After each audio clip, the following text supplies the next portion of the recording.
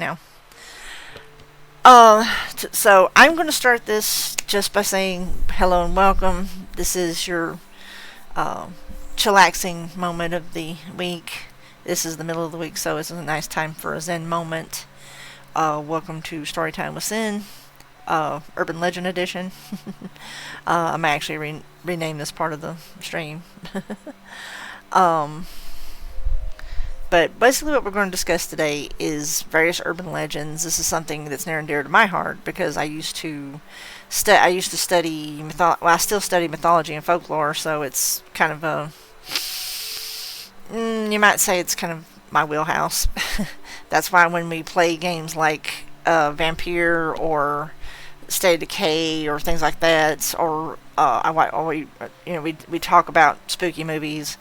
A lot of times I'll throw lore in there because I'm kind of a loreophile, kind of like Sam Winchester. Uh, according to the lore. um, so for those of you that uh, are listening, those of you who are watching the VOD, please feel free to wrap up in your favorite blankets, turn on your fan if it's still unfortunately hot in your area, and pretend like it's actually cooler weather, and grab your favorite beverage and take a listen to some things I'm going to share with you today. I'm sorry for starting a little late. I had to wait for the Dreamlight patch to finish downloading. So, plus Thorne and I had some things we had to touch on before I got started.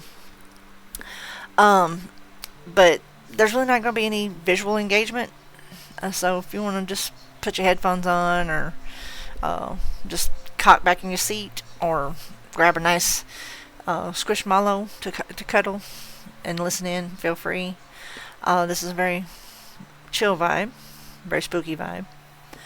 And so we're going to begin here in just a few moments. Also, too, all sound alerts, all attention-grabbing devices are actually nullified on this scene, so please save your points for when we switch over to gaming.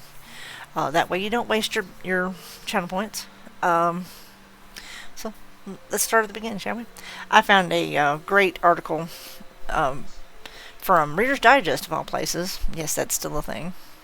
For those of you that are younger than me. and when I say younger, I mean like 15 to 20 years younger. um, and it's basically 50th of the spookiest urban legends from every state. And this is from these are U.S. Now. For those of you that might be in Canada, the U.K., places like that, I would love some resources if you guys have got, because I'm sure there's urban legends out in other places, and I would love to have those kind of input. It'd be great. I'd love to share it on stream. I'm not going to read the intro and everything like that. And if you have a urban legend that has gotten, or urban legend or a folk tale that's been passed along in your family, feel free to share. I would love to hear about it. You can even share it in the Discord if you're not already in the Discord. Let me throw that. Hopefully the invite link's still good. If you're not already in the Discord, there it is. You feel free to put it in the circulation desk. I would love to read it on stream and talk about it. It'd be awesome. I'm going to start off. We're basically going to start. I guess this is in alphabetical order. So listen out for your state if you're the least interested. And don't get me wrong, this is just a preface. This is not anything in depth. It's not like they're taking Alabama and just running with it. But basically, it's like some of the bigger ones from each state. So that I may go into some more detail. Like Colorado has so many ghost stories, so many urban legends. God, we actually have the hotel that The Shining was based from, Estes Hotel here in Colorado. And yes, I'll fully dox myself and say so, because for those of you that don't know, yeah, that's where I live. But I didn't tell you where. Aha! That's a big ass state, so good luck. Uh, but basically, there are tons and tons of spooky stories in the states. So, and also, I'll also share some from Mississippi and Georgia because I live there too. So, like I said, tons of stories. All right, start with number one. This is Huggin' Molly from Alabama. The story of Hug and Molly is clearly a tool used by parents to get their children to obey the rules. The urban legend native to Abbeville tells of a phantom woman who appears to children if they stay out late at night. She is terrifyingly imposing at 7 foot tall and wearing a big hat and dark clothes. She grips the lingering child tightly and screams in their ear that she's not meant to cause death, but just one heck of a scary movie-style fright. Some versions of the tale claim that Molly is the grieving ghost of a woman who lost her baby, hugging local children to help her heal. Another version suggests Molly is a former Southeast Alabama agricultural school professor trying to keep her students safe and off the streets at night. So a plane crashed on Powers today. Oh, interesting. I just wish I could drive by and go, you can't park there! That's Thorn, by the way, guys. Breaking the entire mood, but... Sorry. Yeah, I guess a small plane parked on, crashed on Powers. There were no casualties. Oh, that's good. Powers, That's good there's no casualties. Yeah. Plane crash on October 1st. That's kind of odd. This one is from Alaska. Apologies if I mispronounce this. The Kalupalik. It is the Inuit version of a mermaid or a siren calls with the hum to children who are wandering too close to the seashore, then takes them away in her baby pouch called an amatik. Koalapaliks are hauntingly scary to see. Clawed hands, the smell of sulfur and scaleless skin and fins merging from all parts of their bodies are all featured of these terrifying woman-like sea creatures who will never return a child once it's been taken to the depths. Sounds like a good way to convince your kids not to go in the water, if you ask us. Now this one's from Arizona. It's called Slaughterhouse Canyon. Horror book lovers will love learning about Luana's Canyon, also known as Slaughterhouse Canyon. This urban legend tells of the gruesome tale of a 19th century gold miner who failed to come home to his family one night. Without his earnings, the mother and her children couldn't buy food and began to starve. They wailed into the canyon, their screams echoed, but no one heard them.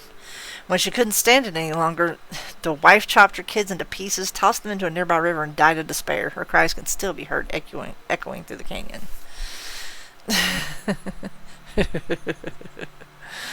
Arkansas, the Gordon Light. The ethereal, mysterious light known as the Gordon Light, seen in a wooden era by railroad tracks in Gordon, Arkansas, has been described as blue, green, orange, or white, and looks as if it's bobbing from a cord. Like many urban legends, the story of the Gordon Light has several variations. In one, a railroad worker was hit by a train and decapitated. His spirit can still be seen today searching for his lost light. In another, the railroad worker bore a more violent grudge against his boss who had fired him. He murdered his former employer with a railroad spike, and the victim now wanders the tracks. While the Gordon Light is well documented, no one has been able to offer an explanation as to what it really is besides local folklore trying its best. Oh, I can add to that. Very old Irish legends talk of the will-o'-the-wisp, and it could very well be something of that nature, because we do have a lot of Irish immigrants in this country. I am the descendant of some. So it very well could have come over when they came over. And it could be haunting Arkansas as we speak. California. Charman of San Antonio Creek. Per local lore, a father and son were trapped in the Ojai Valley fire of 1948. The fire destroyed many homes, including that of his father and son. The father perished and the traumatized son lost his mind. According to legend, he strung his father up, skinned him, and then ran into the forest. Now known forever as the Charman, his black and burnt body is said to attack motorists on Creek Road in Ohio as soon as he seeks more human skins. Now here's one from the state I'm currently in. The Ridge Home Asylum. The Ridge Home Asylum was a real facility that opened in Arvada in 1912, but it became an urban legend because of its history. It reportedly housed patients who were horribly mistreated, some of whom were even mentally incapable but had just been forsaken by their families. Beginning in the 1940s and 50s, reports of underfunding and overcrowding began to emerge from the asylum, as well as reports of abuse, including forced sterilization.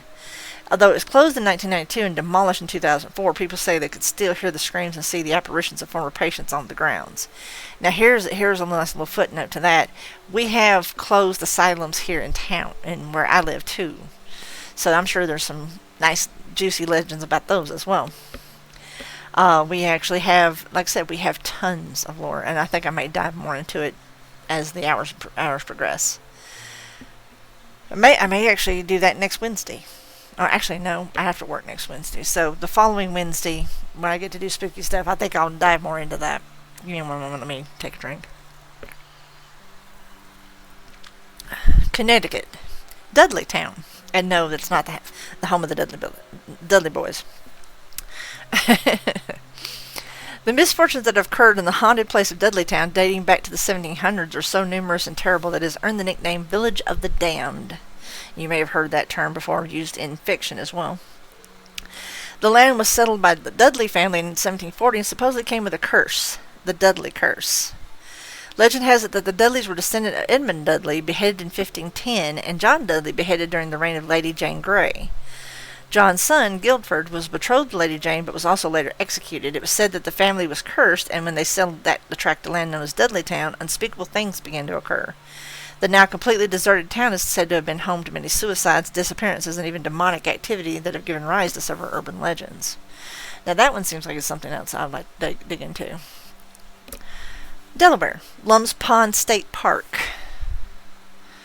What appears to be an ordinary state park is actually the alleged site of a horrific murder and the scary urban legend that followed. In the 1870s, the young girl ran away from her home in Newcastle, hiding in the woods of Lum's Pond. But as she was hiding, she was discovered by a horrible man who assaulted and murdered her, leaving her body under an air bridge on the Swan Trail.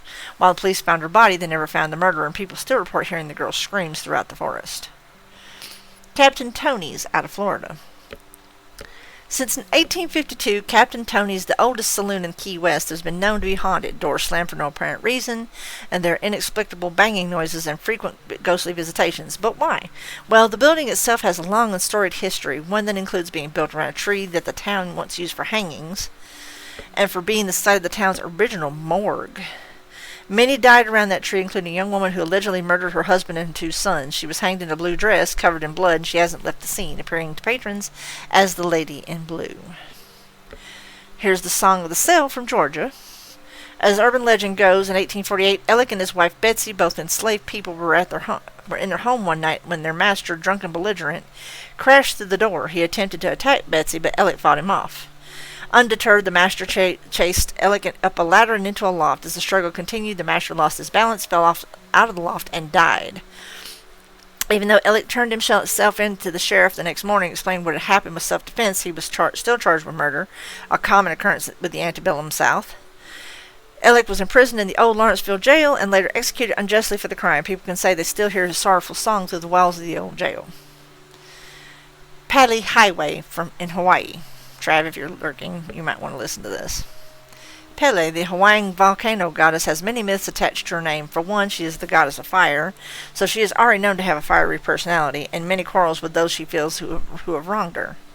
One urban legend tells of her ill-fated union with the demigod Kamapua, who was half pig, half human. The 2 supernatural beings had a terrible breakup, agreeing to never see each other again. That is why, as urban legend has it, if you carry pork with you when you travel over the Pali Highway in Oahu, your car will come to an inexplicable halt. So, don't be eating any of that spam, right? Idaho, the water babies of Massacre Rocks. This urban legend is about starvation and infanticide, so if you're squeamish, you may want to skip ahead. So for those of you that don't want to hear anything really bad, mute right now. I'll give you a little buzz when I get done. This urban legend's about, as I said, when famine hit the local area of Portocello, mothers resorted to drowning their babies in the rivers instead of letting them starve to death. It is said those babies turned into fish-like imps with fins and gills to survive in the water, even eating small fish. These water babies now try to bring people to their deaths in the water, hoping to avenge their own terrible fate. If you're near the water, you might see the baby's spirits, or at least hear the distant sounds of babies crying for their mothers. Now take a brief pause. Big Muddy Monster from Illinois. Now that's where Thornhill's from. Originating in southern Illinois, the tale of the Big Muddy Monster began in the summer of 1973 and generated so much buzz that the story was even covered in the New York Times.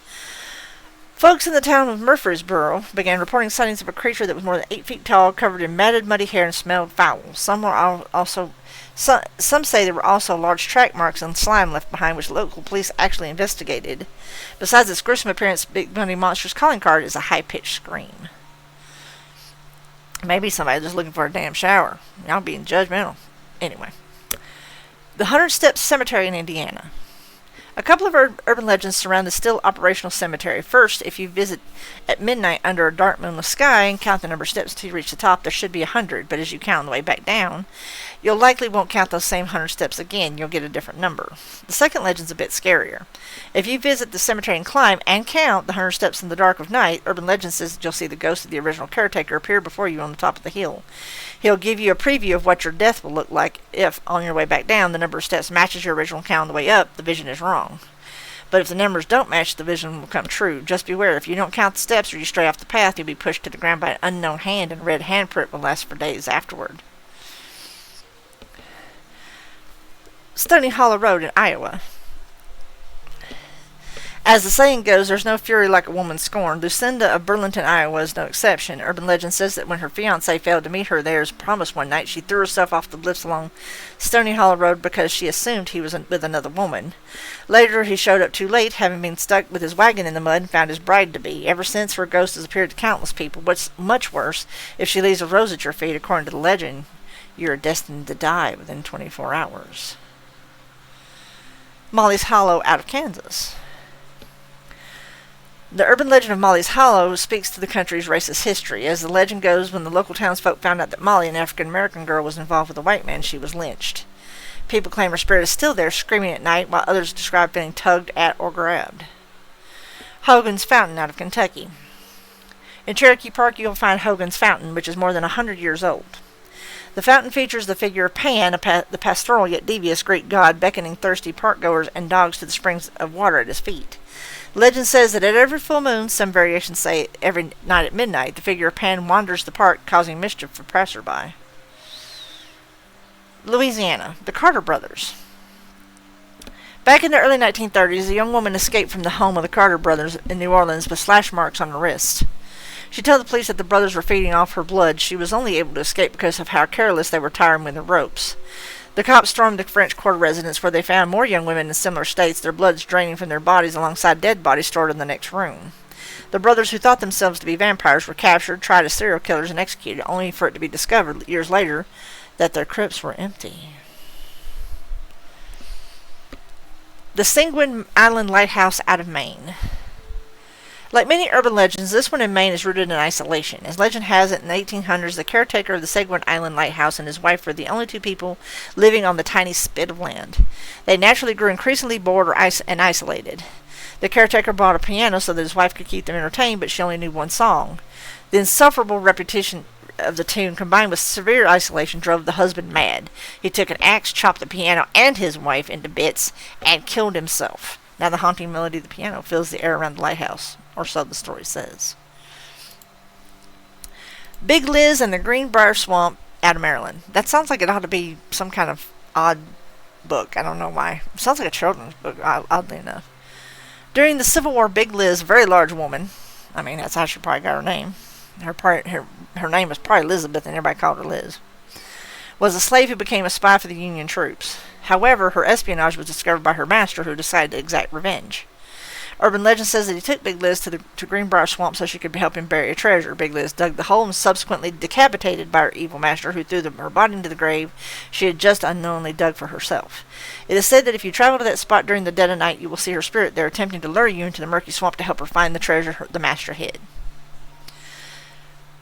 The Hobbamock at the Boston Light in Massachusetts. If you're visiting this lighthouse in Cohasset, beware. The scary urban legend says that there's a demon living there known as a Hobbamock, according to the Quanahasset's tribe. Apologies if I butchered that.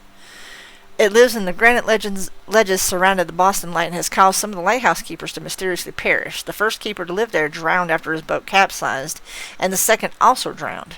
While the second keeper died, he left behind two assistants, but they both washed ashore days later. The Nain Rouge out of Michigan. This is one of the urban legends that's still recognized today, and it's celebrated by the people of Detroit every year. They say there's a devilish creature known as the Nain Rouge, French for Red Dwarf, who causes mayhem in the city. Small and red with a piercing, cacklish laugh, he is thought to seem when a disaster is about to strike, and is even said to be the reason for the Cadillac Company's downfall in the city. The Wendigo out of Minnesota, which, if you ever watch Supernatural, you hear about Wendigos all the time. You never get to see one, but you always hear about them. The Wendigo is a creature of Native American folklore. Some legends suggest that the Wendigo is a spirit capable of possession, while others say the person can turn into a Wendigo if they resort to cannibalism. Either way, the Wendigo is fearsome. It is a fang-bearing creature that is almost 15 feet tall, skeletal and hairy, with glowing eyes. It roams the forests of the Great Lakes region, always in search of food and only satiated when eating a human, then immediately hungry for more. Some say the myth of the Wendigo was created as a warning against cannibalism in the cold forests, where starvation in the winter months was something that could happen easily.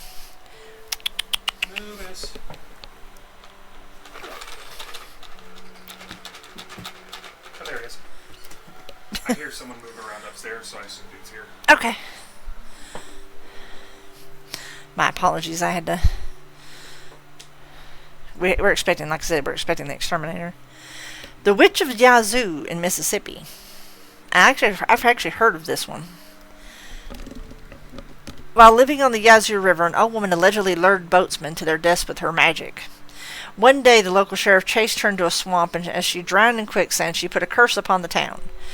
In 20 years, she said she would return and set the city aflame. Early in 1904, the city was hit with a massive fire, believed to be the work of the witch. The next day, when people went to visit her grave at the Glenwood Cemetery, they saw that the chain links around her grave had been broken, or so the urban legend goes. Now, here's one for our Missouri folks.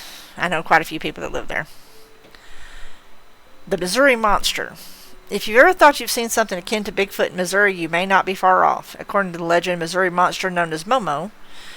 Can you really give a name like that to something that's sort of kind of creature-like? I mean, no, because you just feel like you want to, boop it on the nose when you call it Momo, It is a gigantic 7-foot-tall furry creature with a pumpkin-shaped head that was first seen in Louisiana, Missouri, in 1972. I did not know there was a Louisiana, Missouri, but okay.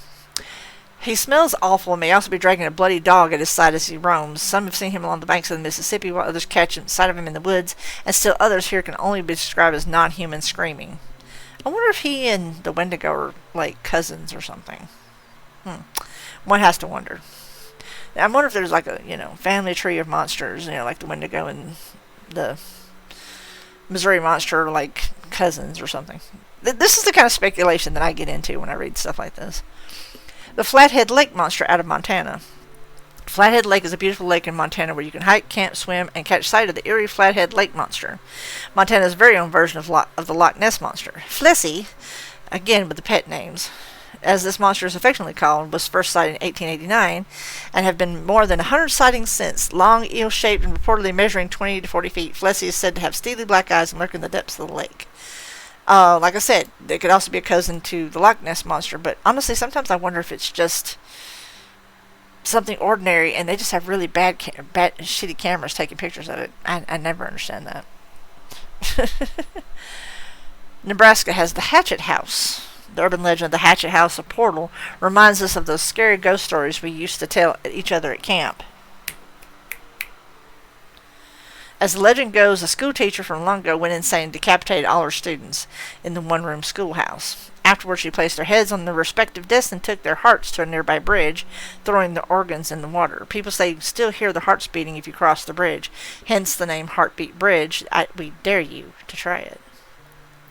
Now, of course, this one's very common. I hesitate to put this in the urban legend category because this dips into kind of another wheelhouse of mine. Nevada, the aliens at Area 51. Publican knows the forbidden place where the military tests out some of its most advanced weapons and technology. This is also where conspiracy theorists and urban legend diehards suspect the U.S. government stashes the UFOs it doesn't want us to know about. Indeed, the only way for Area 51 employees to get to work is by unmarked plane out of a restricted terminal at McCarran International Airport. So what's really going on there? I thought everybody knew that the technology came out of Area 52, though. What? Nobody watches Stargate? Out of New Hampshire, the legend of Chocorua. Like I said, forgive me if I butcher these names.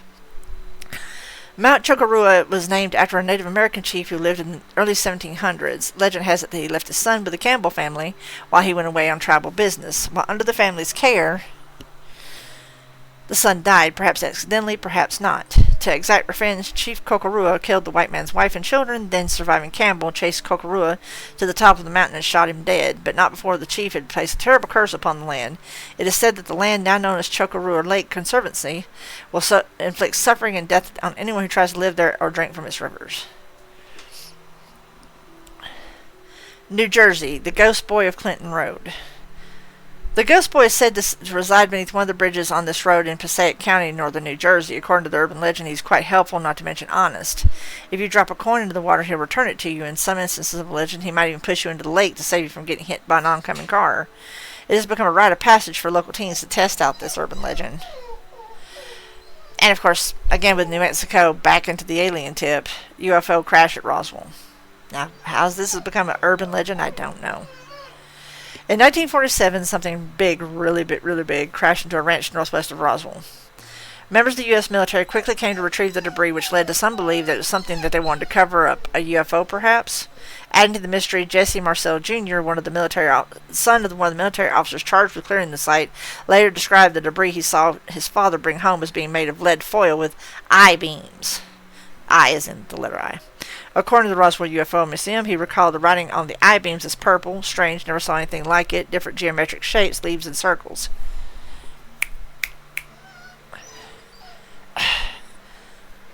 Oh boy. This is what happens when he doesn't close the door right. The U.S. government maintains it was a weather balloon that crashed, but urban legend tells a different story. Sorry, River got out of my room. Not my fault. New York, the legend of Cropsey.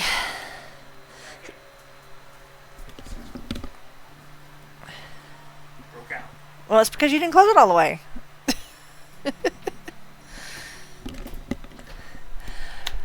He's like, she broke out. I'm like, you had a gap about a couple inches long. She got her nose in there and just. She has forgive me guys, if you happen to hear her whining, she has serious anxiety and anxious attachment issues to Thorn, and sadly we have to keep the pets in here while the exterminator does his work because, well, it's poison, hello, you know.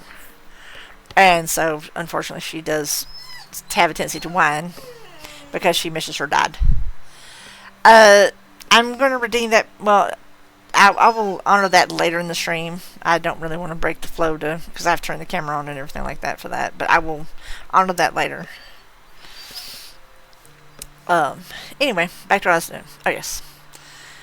New York, the legend of Cropsey. Staten Island's Cropsey has been a local legend for decades, gaining national attention when a documentary of the same name was released in 2009. The story goes that Cropsey had a hook for a hand and was a patient at Willowbrook State School. He would come out late at night to hunt and chase local kids with his hook. In truth, a series of child murders did take place in that area of Staten Island in the 1970s and 80s, and the legend may have loosely been based on Andre Rand, an employee of Willowbrook who was convicted of kidnapping children in the 70s and 80s. And here's the funny thing, though.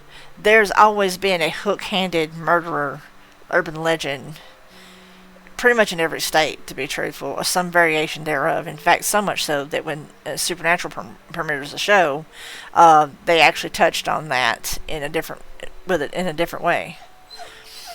The Beast of Bladenboro in North Carolina. Many regions in the United States have their own urban legends about a mutant creature in the woods who kills viciously and indiscriminately. In North Carolina, it's the Beast of Bladenboro, which, again, could possibly be a cousin to the Wendigo and such what.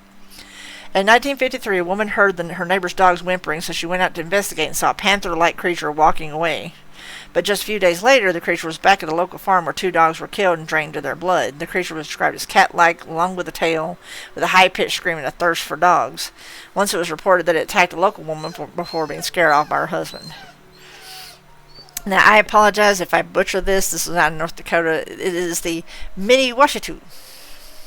Next time you're on the banks of the Missouri River in North Dakota, keep an eye out for the Mini-Washatu, a giant red hairy monster with sharp spikes along its back, a horn, and only one eye. Standing at nearly 7 feet tall, the monster is said to emerge only on rare occasions, which is probably a good thing. If you look at it, blindness, insanity, and even death are said to follow. So on second thought, don't keep an eye out for it.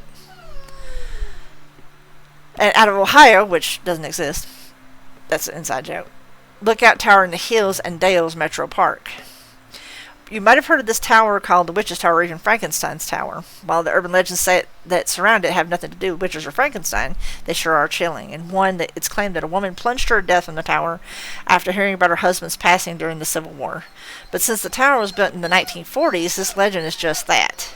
Another urban legend... I don't mean to alarm anybody, but I think we're being followed. Carbonell has joined the library. Welcome. Hope you enjoy your stay. Thank you for that, Carbonelli. I appreciate it. I will acknowledge in just a moment. I was right in the middle of the paragraph. I apologize. Another urban legend claims that a group of teens sought shelter in the tower during a storm, but lightning struck every one of them, killing them all. This legend is a little closer to the truth. Unfortunately, a 16-year-old girl was struck by lightning at the tower, and when she and her boyfriend took shelter, she died and he was left badly burned. I appreciate that follow, Carbonelli. How is it that you found the channel? Are you, assuming you're a friend of Foxy's, because apparently she knows you.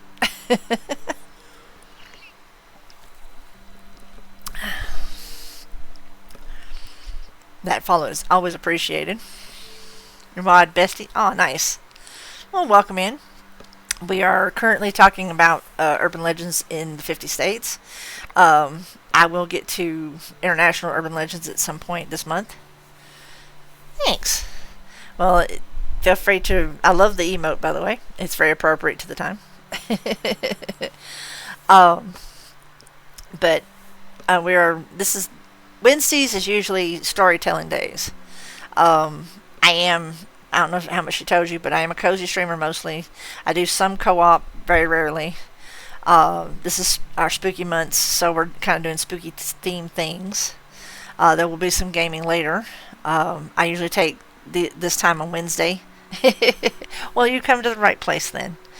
I usually do live book readings on Wednesdays if I'm not at work. We just finished the second of the Harry Dresden novels. I do have the VOD. I do have the last VOD up, but the previous sections are up on YouTube. Let me put up the linkies.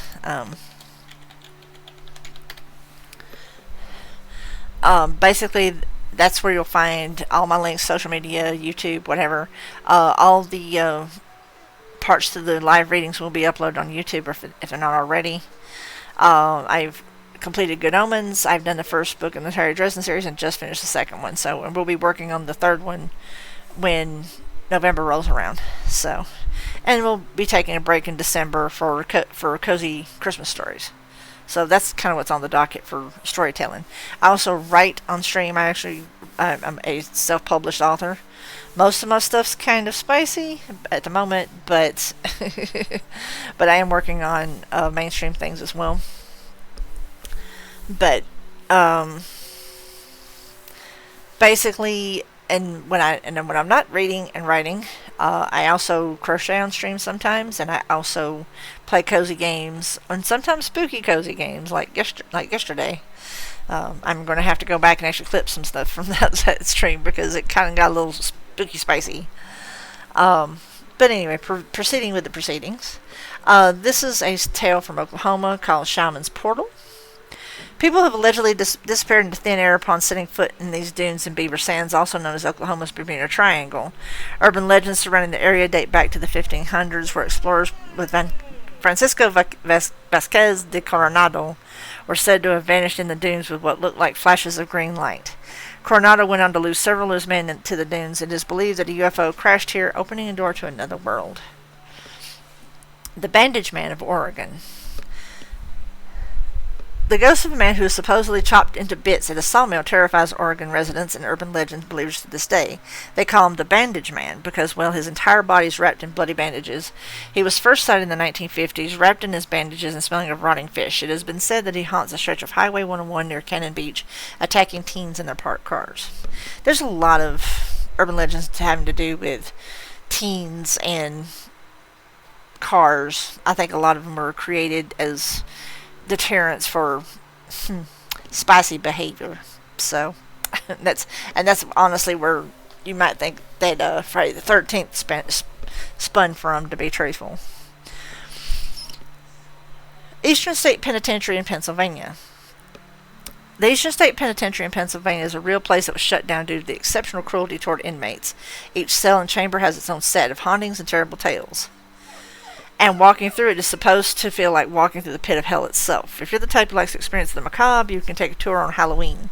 You must sign a liability waiver before entering, though. Fingernail Freddy from Rhode Island.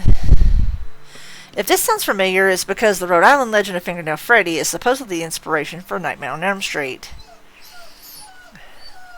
According to the legend, Freddy was a family man living in a modest home with his wife and children, but one day the neighborhood children burned his home to the ground, his family perishing inside, and Freddy himself becoming disfigured. He fled to the woods, and while there his nails grew long and wild. He has since sought to exact revenge on anyone who crossed his path. The legend of Lavinia Fisher out of South Carolina. Known as America's first female serial killer, Lavinia Fisher was certainly not dainty about her kills. In the 1800s, she and her husband John ran an inn where they had an unfortunate habit of killing off many of their guests. They would poison them, then, after the poor person had fallen asleep, drop them down a trap door. One victim managed to escape, and the Fishers were found out, resulting in their execution. Now, people say the ghost of Lavinia Fisher haunts the Charleston jail where she was executed. And see, that could also be a spin from the play Sweeney Todd, where the man and wife actually worked hand in hand. Basically, he would slaughter people in his barbershop, and she would turn them into meat pies. So, for those of you that might not know the plot. The Walking Sam from South Dakota. Walking Sam of South Dakota is a bit like the notorious figure from the Slenderman video games, unnaturally tall, at least 7 feet, skinny, and a creepy character. He is also often seen wearing a wide-brimmed hat and he has eyes but no mouth. When he lifts his arms, it's thought that you can see the silhouettes of people hanging below them. According to the urban legend, those who cross his path are induced to commit suicide, and his favorite prey are young teens. Here we go with the young teen motif again. Skin Tom out of Tennessee. I feel like that is inexorably loud, and I don't know why. It's meant to be atmospheric. Thank you. Thank you. I got it inextricably loud. Anyway. As the story goes, in the 1920s, a young man named Tom, who is described as being quite the looker and charming to boot, but could get a date with any young lady he wanted. I know guys like that. Soon he had dated every eligible young woman in his town, so he moved on to the next town over. He met a gal named Eleanor and fell head over heels for her, taking her to the local lover's lane. He didn't know it, but the woman he was so enamored with was married. Her husband found the two canoodling and went mad with jealousy. He dragged Tom into the woods and skinned him alive, leaving him for dead. Folks say Tom still hangs around Lover's Lane, ready to kill those who dare commit adultery. I know guys don't like that, too. From Texas, the Lechuza.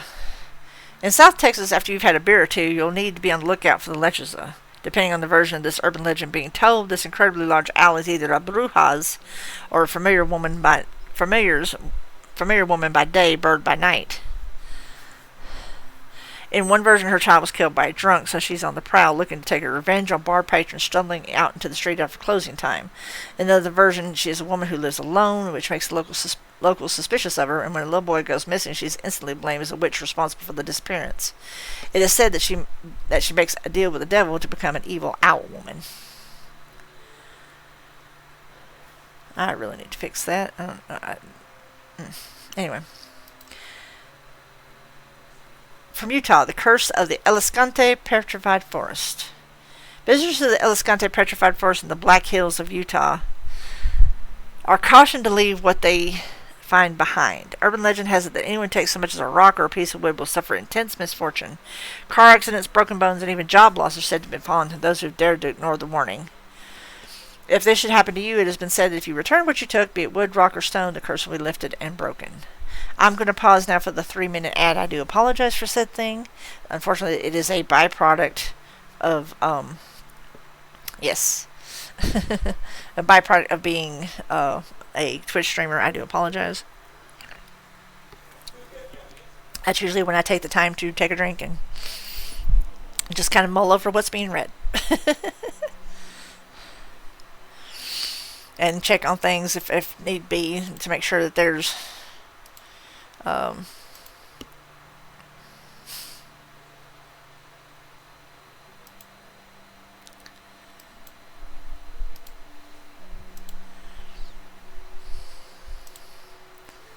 Ads, yes.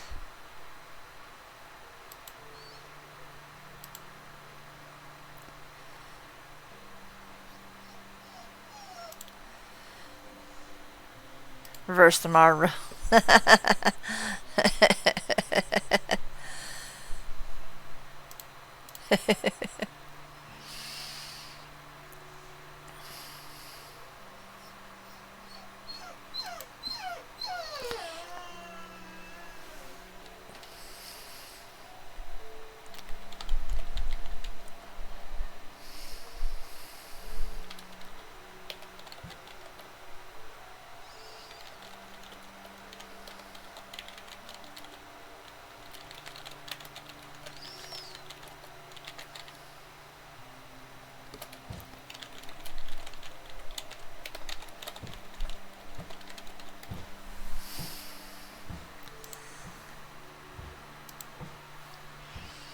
Only got about 58 seconds left, and I'm sorry for any kind of bumps or noises that you might hear, but add to the atmosphere, who knows. Oh, we got some other stuff in here too.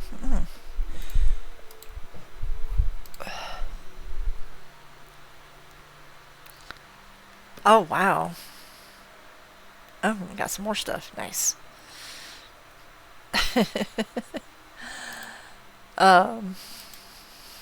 Sorry, I'm actually the Reader's Digest apparently has more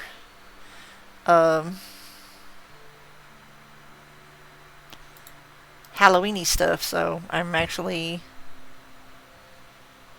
Oh wow, okay. It's like I've had some more stuff. Wormhole.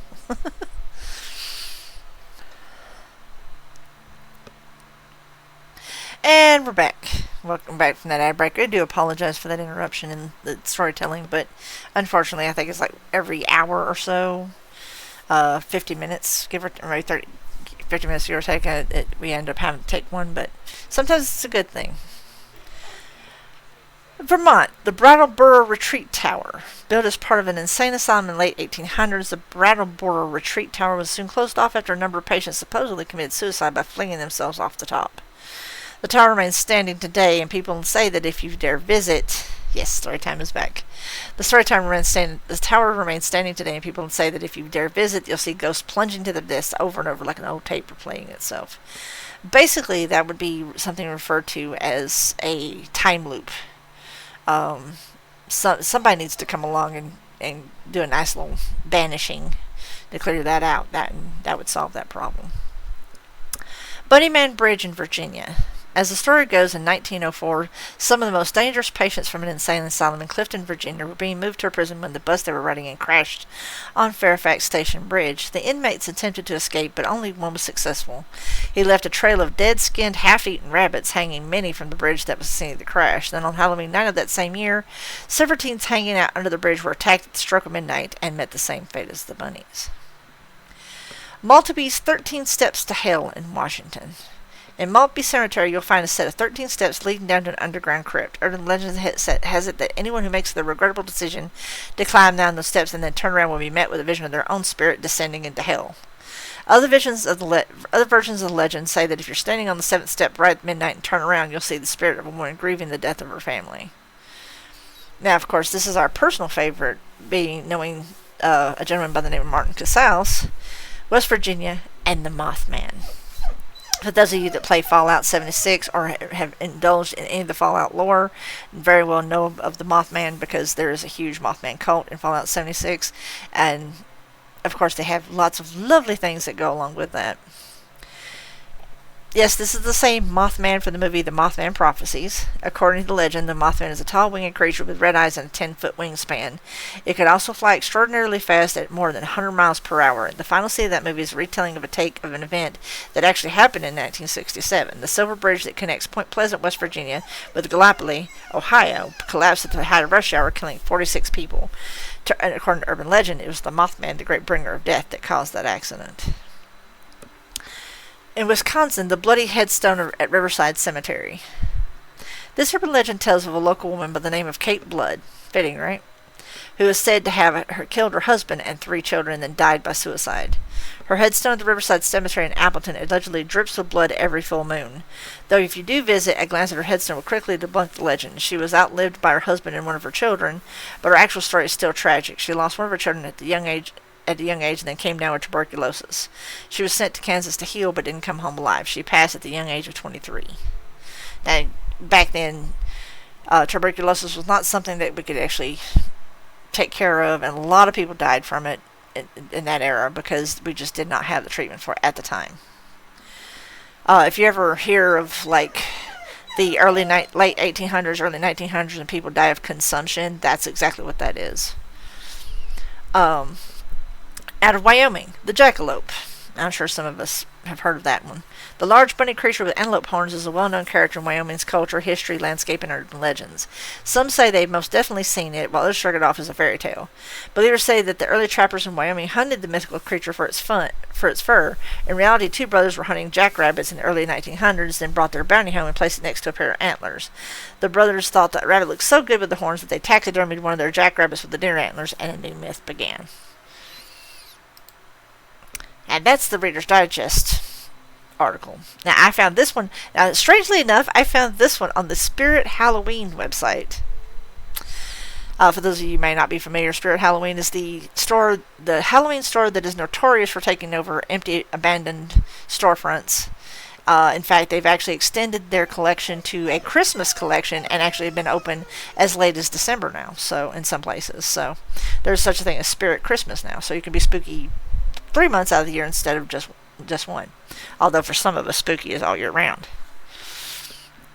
Now this one is titled 16 Urban Legends Guaranteed to Make You Lose Sleep at Night. Now they refer to Dudleytown, which we've already talked about. All year for me, exactly. Here's Arizona Skinwalkers. Driving through a desolate desert at night's creepy enough. However, throw a shape-shifting, half-human monster into the mix, and you're bound to be scared silly. Arizona Skinwalker urban legend has become so entrenched in the state's culture that back in 1987, when a Navajo woman was found brutally murdered in Flagstaff, the defense team said that the gruesome attack could only have been committed by a Skinwalker. Also, too, there's a few episodes in Supernatural that also refer to the Skinwalkers as well. And there's actually, ironically enough, there's actually a movie called Skinwalkers, which I will be showing in the Discord sometime this month, which is one of my personal favorite werewolf movies. Let's see. Through the state of Pennsylvania though the state of Pennsylvania may be scenic, it can also be super spooky. The Seven Gates of Hell is a modern tale that centers around a burnt-down asylum in Heavywood area of York County. People claim that anyone passes through all 7 gates is sent straight to hell. That may be something I do when I get old and gray and I'm done.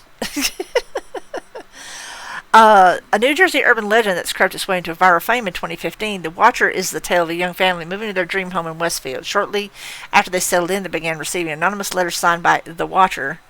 The writer claimed that it was his duty to watch over the house and filled the letters with chilling lines such as, "Do you need to fill the house with the young blood I requested?" Even worse, the inhabitants of the new house are still receiving creepy letters to this day. And of course, they touch on Bloody Mary, which I'm sure we're all familiar with that one. One of the most famous urban legends is the myth of Bloody Mary. Go into a room, turn the lights out, and look into a mirror while saying her name 3 times, your girl Mary will appear. In the earlier versions of this tale, the story that an unwed woman would see the face of the man she'd married in glass. However, if she were destined to die alone, she'd see a skull. The story eventually evolved into something more sinister, where participants would see the bloody face of the evil spirit. Do you dare summon her? I actually did it one year. I was kind of unimpressed. She just wanted to chat. Poor girls run ragged every year around Halloween. She and Biggie Smalls are having freaking brunch together. She's like, would y'all please stop hollering at me? I'm trying to get my hair did. Damn. Y'all simple. Then the 13th child, otherwise known as the Jersey Devil. Way back in 1735, a woman who lived in the expansive woods of New Jersey's secluded Pine Barrens cursed the birth of her 13th child. Born a freak of nature, the bat-winged and cloven-hoofed creature has been terrorizing the area ever since. Sightings became so widespread that it's rumored that the Philadelphia Zoo posted a $10,000 reward for the capture of the beast. And of course, for more info, and is talking about our favorite monsters of urban legends. I'll bring that up. This next one actually makes me laugh. The legendary monster is talking about the chupacabra. This legendary monster is said to roam the deserts of New Mexico and resembles a bear-sized dog with spikes along its back and glowing eyes. It can fly and sucks the blood out of cattle and other livestock. In fact, the name chupacabra literally translates to goat sucker. One of my favorite bloopers is from Supernatural refers to the chupacabra and how someone actually pronounces it, and he rolls his R's. The guy who does it rolls his R's very well, and he's like chupacabra, and I can't do it, but it's hilarious. Chupacabra, blah blah blah blah blah. The licked hand. Now here's the thing. I've actually read this somewhere before. If you're a pet lover, skip on to the next tale, please. For those of you that may have pets, you might want to cover your ears for this one. The brutal urban legend depicts a scared young girl who is spending the night home alone for the very first time. While trying to sleep, she hears an ominous dripping noise coming from her bathroom. Too spooked to investigate, she curls up under the covers, reaching down to find reassurance in her faithful dog who licks her hand from the floor. The next morning, she decides to investigate the strange sound, only to find her beloved pet slaughtered and a terrifying message written in blood across the bathroom wall. Humans can lick hands, too. I actually did a artistic representation of that, and it's really freaking scary, I have to admit. Bunny Man. Despite that adorable name, Bunny Man is anything but. A dude from Virginia, Bunny Man dresses up as a rabbit and kills people with an axe. There's also an entire bridge named after the axe murderer, Bunny Man Bridge. Around Halloween time, this guy is said to go around skinning innocent rabbits and hanging the bodies on Bunny Man Bridge. Feel free to see her for yourself this October. Polybus. Vintage gamers have been talking about the strange arcade game since the early 1980s. It's called Polybus. This game supposedly has strange and sometimes lethal effects on its players. It can prompt the feelings of amnesia, disorientation, and even suicide. Moreover, men would occasionally visit arcades to gather data from the game before vanishing. Was this game some type of awful CIA experiment? Sadly, arcades are a thing of the past. We'll never know. Actually, being a gamer in the 80s, I've heard of Polybus. It is a myth, what we refer to in other terms as creepypasta. Its legend is in there with Lavender Town and Ben Drowned, so which I will probably talk about at some point too. The Hook, and of course we've discussed The Hook. Oh, I'm not going to talk about the spider bite. That one's absolutely disgusting. Because I have friends of mine who may watch this VOD who have arachnophobia, so I don't want to give them nightmares. I've actually read it. It's actually in the big book of urban legends that's done by von Braun. So, Jenny. Here's the myth of Screaming Jenny. Jenny, a poor woman with no family, lived along the B&O Railroad in Harpers Ferry, West Virginia. One day she was warming up broth over a campfire. Spark flew from the fire and caught her dress. As Jenny screamed for help, the fire grew bigger, engulfing her in flames. You have to go, you'll be back. Alright. Well, feel free to go FK if you need to. The VOD will be up for a little bit. I don't delete any of my VODs, but I will be putting this section on YouTube as well. As Jenny screamed for help, the fire grew bigger, engulfing her in flames. In flames! Flames around my face. Sorry, I had to do the clue thing. In a last chance attempt, she fell into the train tracks trying to get the attention of an approaching train, but it was too late and the train hit Jenny. Today, people claim that on the anniversary of her death, Jenny's burning ghost can be seen on the very same West Virginia tracks. Some say you could still hear her screams late at night. Mercy Brown and the New England Vampire Panic. During the 1800s in Rhode Island, people believed that tuberculosis was caused by the dead consuming their family members. Their surviving family members. There was only one way to deal with this sort of vampiric activity. They would dig up the remains of the dead and burn the bodies. The most famous instance would be that of Mercy Brown. Mercy's whole family got tuberculosis, and it was assumed that she caused it to happen, so her grave is dug up. According to onlyinmystate.com, which sounds really freaking reliable, there were little signs of decomposition, and the body had appeared to have changed positions. Though there are several scientific explanations for these occurrences, there's still a popular opinion that she was indeed a vampire. Mercy Brown's gravesite remains one of the spookiest places in Rhode Island. Alright, let me take an aside here for just a second. For those of you that don't know, for those of you new to the channel, vampires are kind of a thing with me. Vampires, werewolves, etc. I've always been team werewolf. I'm not going to get into that at the moment. But I have read a lot of vampire lore. I've read a lot of vampire fiction. No, I have not read Twilight. I refuse to read Twilight because it's sad and insulting. No offense to anyone who loves the series or the books or anything like that, but to each their own. All due respect. But but actually, vampire lore, a lot of that stems from early grave, early burial procedures and and techniques from that time, from the 16, 17, 1800s. A lot of times, what science explains now, people didn't understand then. And a lot of times people were accused of being vampires who really weren't, because just of the scientific method of desiccation and decomposition causes the effects of and look of vampirism. That's where a lot of that stems from. Because when the body decays, when the body decomposes, and like I said, this is a very gross topic. I apologize for anyone eating at the time. Basically, the skin pulls back from the nails. It pulls toward the scalp, and it looks like the hair and nails have grown, when in fact, actually, the skin has retreated. Also, too, embalming really wasn't a thing until much, much later. So, embalming is a process that actually keeps the body from contracting back into rigor mortis, and sometimes the rigor would actually they would actually be still going through rigor mortis at the time of burial. So henceforth, they've changed position. And so much so, a lot of these behaviors were unexplained. So that's why the whole, we're going to tie a bell to this person's finger as we bury them. And that bell was actually strung through the coffin and put above the grave. And so, in case they decide to wake up or things, it would actually set the bell off, and people would think that, they're going to rise from the dead. Also, too, there's also a practice in the South, mostly, I think, of sitting with the dead. And that's when we had wakes and viewings and stuff. And sometimes the bodies would sit up on their own. And again, that would be leftover neurotransmitters and rigor mortis sitting in a weird way. And so that would scare the hell out of people, because they thought, oh God, they're coming back. I've always wondered if there was that one person that saw somebody sit up like that and go, hey, you still owe me money. Is that why you came back? You owe me $50. I'd be that guy, I swear. Now you see why I have this penchant for the macabre.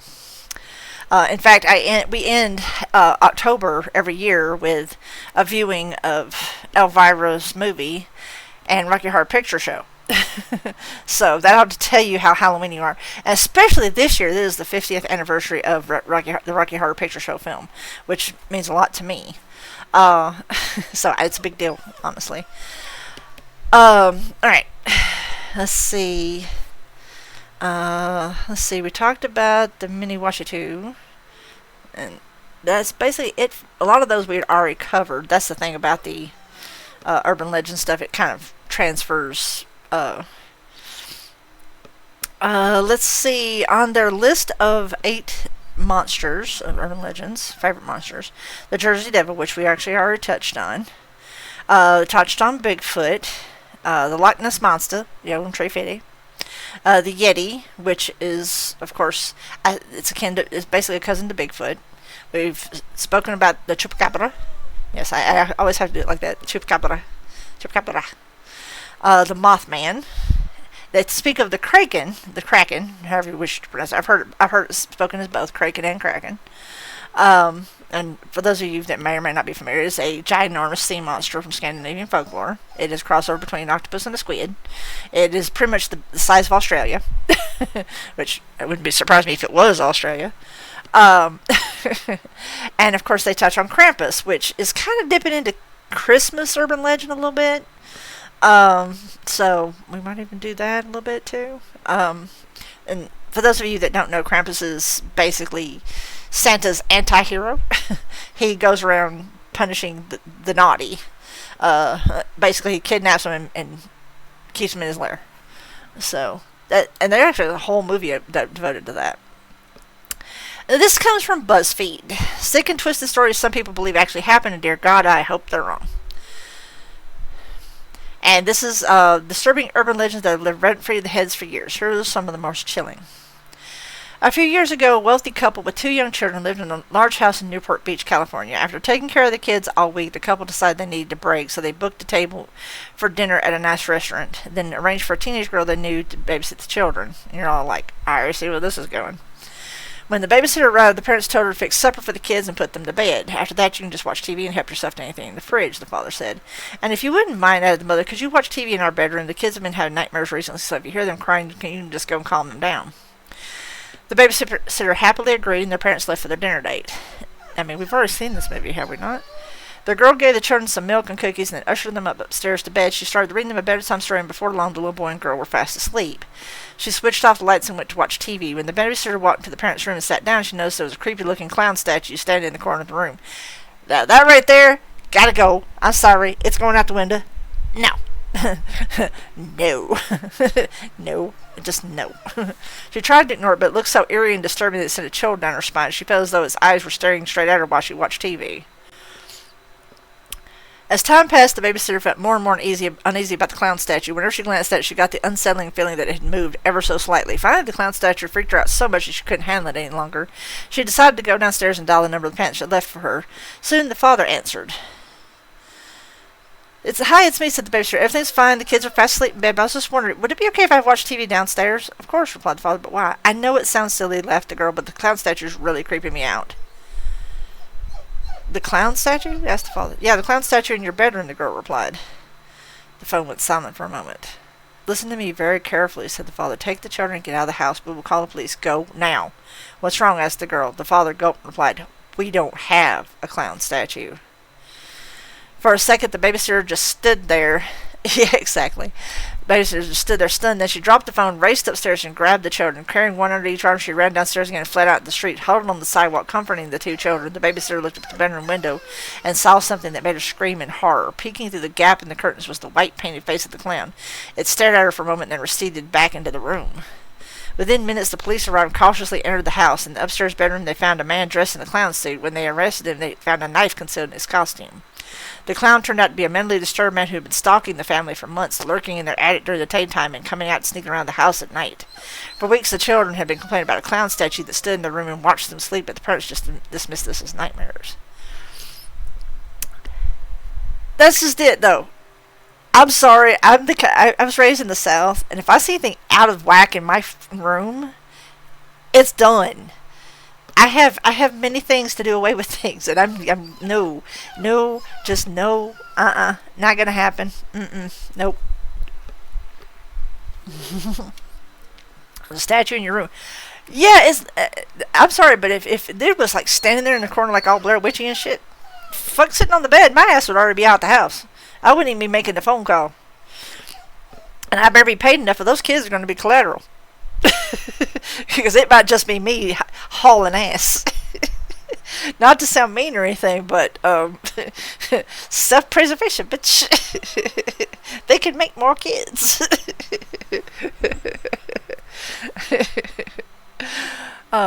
Anyway, a married couple bought an old house. They were very happy. The price and neighborhood were great. One day, the husband found a red crayon in the hallway. Figuring it's left by a former resident, the husband tossed into a kitchen drawer. You know, that drawer. You know. The drawer that catches everything in your kitchen, because everybody has one. I don't care where you live, what country it is, you always have a catch everything drawer. You know, basically that's where all the odd bread ties and all that ends up, you know. A few days later, he found another red crayon at the very place he found the first crayon. He thought this was strange, so he talked about it to his wife. She turned pale, and she said she also found a red crayon in the same place. They decided the kid in the neighborhood must have sneaked into the house. Soon, however, they stumbled across a mysterious fact. Upon studying the layout of the house, they realized there must be another room in front of the hallway where they had found the crayons. They knocked on the wall, and its sound was obviously different from that of the other walls. They peeled off the wallpaper and discovered a hidden door nailed up. They pulled out all the nails and entered the door. Inside was an empty room. Messages were written on the wall with a red crayon. Mommy, I'm sorry. Get me out of here. Mommy, mommy, mommy. Ooh. Now, here's a little footnote to that. realtors now have to tell you if the house is haunted. It has to be public knowledge. So that kind of shit don't fly. And they also have to tell you, be forthcoming about any changes to the actual floor plan. So if there's a whole room nailed up, they have to tell you. That is law. So that shit can't happen anymore. Oh, this is that. Oh gosh, I don't know if I should tell this one. Fuck it. Back in the 1950s, a hairdo style was called the beehive was really popular. Girls would backcomb or rat their hair until it was a pad of matted hair and then smooth the outer layers so it looked like a beehive. I'm sure y'all have seen the pictures and stuff. I wasn't around then either, so I just have to go by the pictures. Then they closed their eyes, took a deep breath, and sprayed it with at least half a can of spray. And you wonder why our ozone layer is like it is. The idea was to spray it so heavily that you could bounce a quarter off of it. At night, they carefully wrapped it in toilet paper and pinned the ends in place. The result looked like a turban. They didn't wash their hair until it was so flat and matted until they absolutely had to do something about it. Like I said, not the most sensible of hairdos, you know. When I was young, a story started going around school. A girl had left her hair in a beehive for a month. A month. Ugh, I can't even stand to leave my hair unwashed for 2 days. Jesus. That's a horror story in itself. Nobody thought anything about it until one day the girl sitting behind her noticed blood trickling down the back of her neck. This is where it gets spooky. Their teacher escorted the two girls to the nurse's office. Despite the girls' protest, the nurse started to attack the girls' hive with a big brush. Suddenly, roaches started falling out and skittering around the nurse's office looking for a place to hide. Now, I have heard the shrieking of the girls echo through the school for weeks after I suspiciously watched all the girls in class wearing hives. I relaxed my vigil when nothing happened, but I never forgot the story. I've heard variations on that same story. I've heard that the hairdo changes, like beehives to afros to anything that entails your hair being set in a certain style. I've heard those variations. I've also heard the variations that it wasn't roaches but spiders, and a lot of them had like crawled up into like, you know, seriously burrowed in and stuff. So I mean, it's progressively worse. I know everybody's going and they're scratching their head right now because it's just the thought. It's like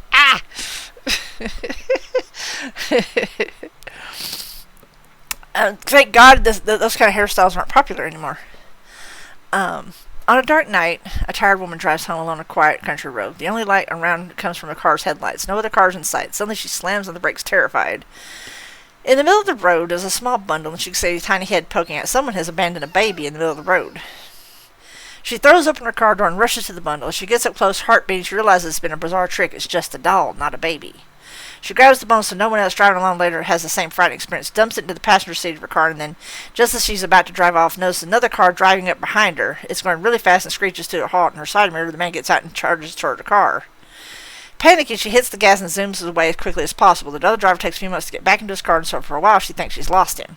She drives as fast as she can, feeling unsafe in the dark and think more than ever than getting home. Within a few moments, though, she realizes the other car is chasing her and starts furiously flashing its headlights. She tries to drive even faster now that she's worried when she arrives home no one will be there. She hopes she can wake up the neighbors. She thinks of phoning her neighbors, but she's too terrified to dial her phone, drives so fast at the same time. Upon finally arriving home, she can hardly think what to do. Stay in the car and phone, hope the man doesn't attack her inside the car, get out and run, scream. She pulls to a stop and fumbles for her phone, but the man is too fast for her. She rushes up to the car door and rips it open. He then screams, "Get out! I saw a man climb in the back of your car when you stopped!" I've actually heard variations on that one, too, where basically it's at a gas stop. A lot of these entail women being alone and women being attacked. There are different variations on that same story. A lot of times it's basically either the car is parked at a parking lot and there's somebody underneath the car waiting them to attack them, or there's somebody in the back seat, like they get in there during a gas stop. Welcome back, Foxy. One moment. Yes? Yeah, he said the problem is 100% upstairs. Yes. He basically carpet bombed the place as much as he could with what he's got. He's not allowed to actually bomb the place with actual chemical bombs, but he went nuclear on it, according to him. Nice. But he says now that he was able to see more than just the kitchen. Yeah. Told you. Is it safe? I mean, she's going nuts, so I was gonna let her sit out with me on the couch for now. Okay, as long as you keep her where she needs to be. Sorry about that. Thorne had an update to tell me. You came back just in time to hear some more spooky stuff. A woman visited her female friend's apartment. They chatted until it got late, at which point the friend suggested she stay over. The friend slept on the bed and the woman lay on a futon on the floor. After a while, the woman jumped up from the futon and told her friend she wanted to buy ice cream and proposed that they go to a convenience store together. The friend said she didn't want ice cream but told her to go alone, but the woman insisted on going together. Now see, that got a theme going here about women being alone. The friend finally gave in and they walked out of the room. Once outside, the woman sprinted off in the opposite direction of the convenience store. Confused, the friend asked the woman what she was doing. She said, "We need to go to a police station. I saw a man with a large knife under the bed." Nowadays, we would just get out of the apartment and pull up the cell phone and, but you can tell these are kind of dated, Every night, but there are, like I said, I'm sure there are variations that are updated as well. Every night, Jim gets off work, walks to the subway station, and takes the subway home, and every night he waits on the platform near an unhoused man who mumbles things when people walk past. One night, Jim decides to listen to what the man is saying and waits near him. The next night, it says, first, a rather heavy-set man walks by the unhoused man who clearly says pig. Well, thought Jim, I'm not sure that's polite, but okay. The next night, Jim again waits near the unhoused man when a businesswoman in an expensive suit walks by. The man mumbles human. Okay, thanks, Jim. Nothing wrong with that. She's clearly human. The night after that, Jim again waits near the man, but when a rather large football supporter walks by, the man mumbles buffalo. Ah, thanks, Jim. He must be referring to people as whatever animal they remind him of. To test this hypothesis, Jim tries to guess whatever animal the people passing by him remind him of. Sometimes the man says cow or pig when Jim expects him to, and other times when a rather jumpy-looking woman passes by, the man mumbles chicken, and Jim thinks he's starting to see a pattern. But then a group of foreigners walk by and the man says frog. Jim, for the life of him, can't imagine how the group would resemble a frog. So Jim finally goes up to the man and says, "Excuse me, sir, every night I hear you mumble things when people walk by. I was just wondering, what's that about?" The man looks at Jim with a faint smile and replies, "I was blessed with a very sensitive nose. Every day when people walk by, I can tell for some of them by the scent of their breath what they've eaten last. It's become a game for me to do this. I didn't know what I was saying it out loud. I hope I haven't offended anyone." Jim assures the man he hasn't, and then they talk for a few minutes until Jim's train arrives. Then he goes home, and it isn't until later that night that realization finally sets in. Because, remember, that one woman that walked past, he said human.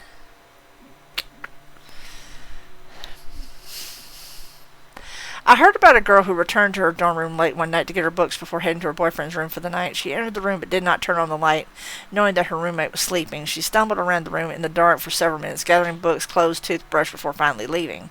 The next day she came back to her room to find it surrounded by police. They asked if she lived there, and she said yes. They took her into the room and told her her roommate had been murdered in the room the night before. The girl reacted in horror when she looked even more horrified when she saw these words written in blood on the wall.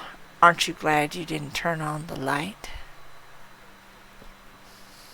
And that's the last one from BuzzFeed.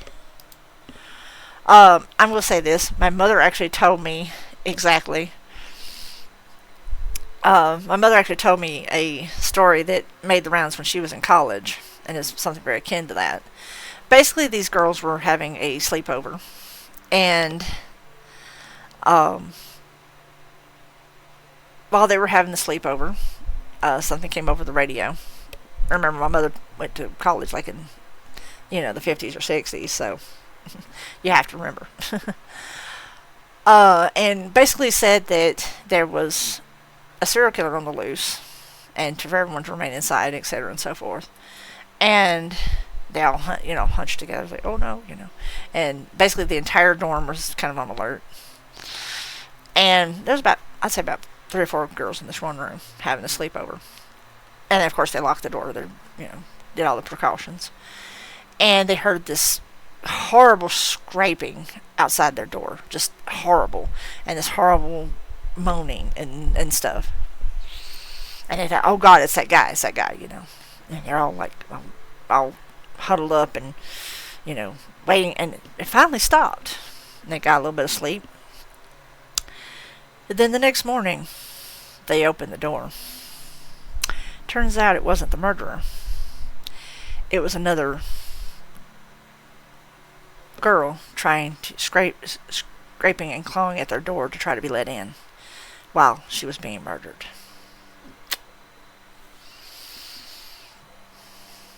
So,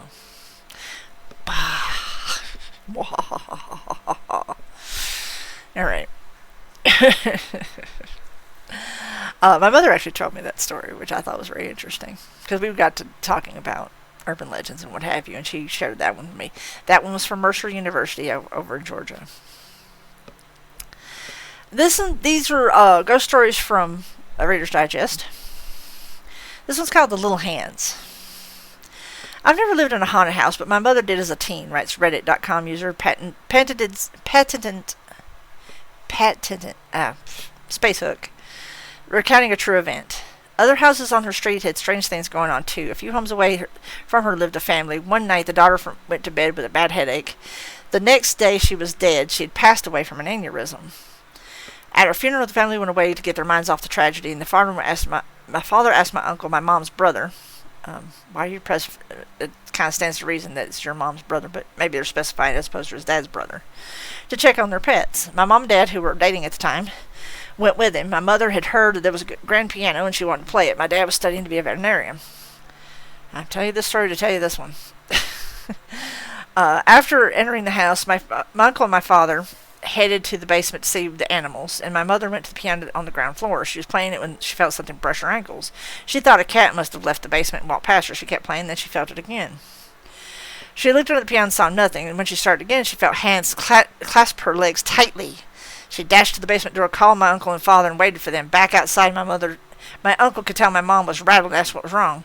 She told him what had happened. He turned white. He told her the daughter who had died used to play a game with her father. When he played the piano, she'd crawl underneath, grab his ankles, and push his feet up and down on the pedals. Ooh, haunted piano. The Ghost of Frederick Jordan. This real-life ghost story concerns a man named Frederick Jordan who held one of the most lonely and desolate jobs in existence. Jordan was a lighthouse keeper for Penfield Reef Lighthouse off the coast of Fairfield, Connecticut.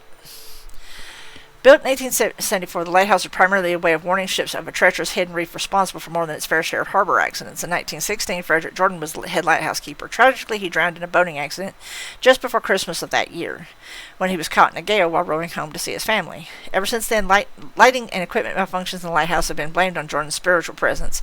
But even more chilling is that keepers of the Penfield Reef Lighthouse often find the lighthouse logbook open to the day Jordan died. And locals have recounted witnessing an unidentifiable figure appearing on the water to help stray boats find their way to safety near the reef. The Ghost Who Came to Play. This true ghost story might strike you as more awe than eek, but only until you consider that we really have no idea what our four-legged friends can sense that we cannot, including the scariest of scary stories. Can dogs see ghosts? Well, there are plenty of dog experts out there, including veterinarians, who will attest to the fact that there are a lot of documentation that could support the notion that dogs can sense paranormal activity.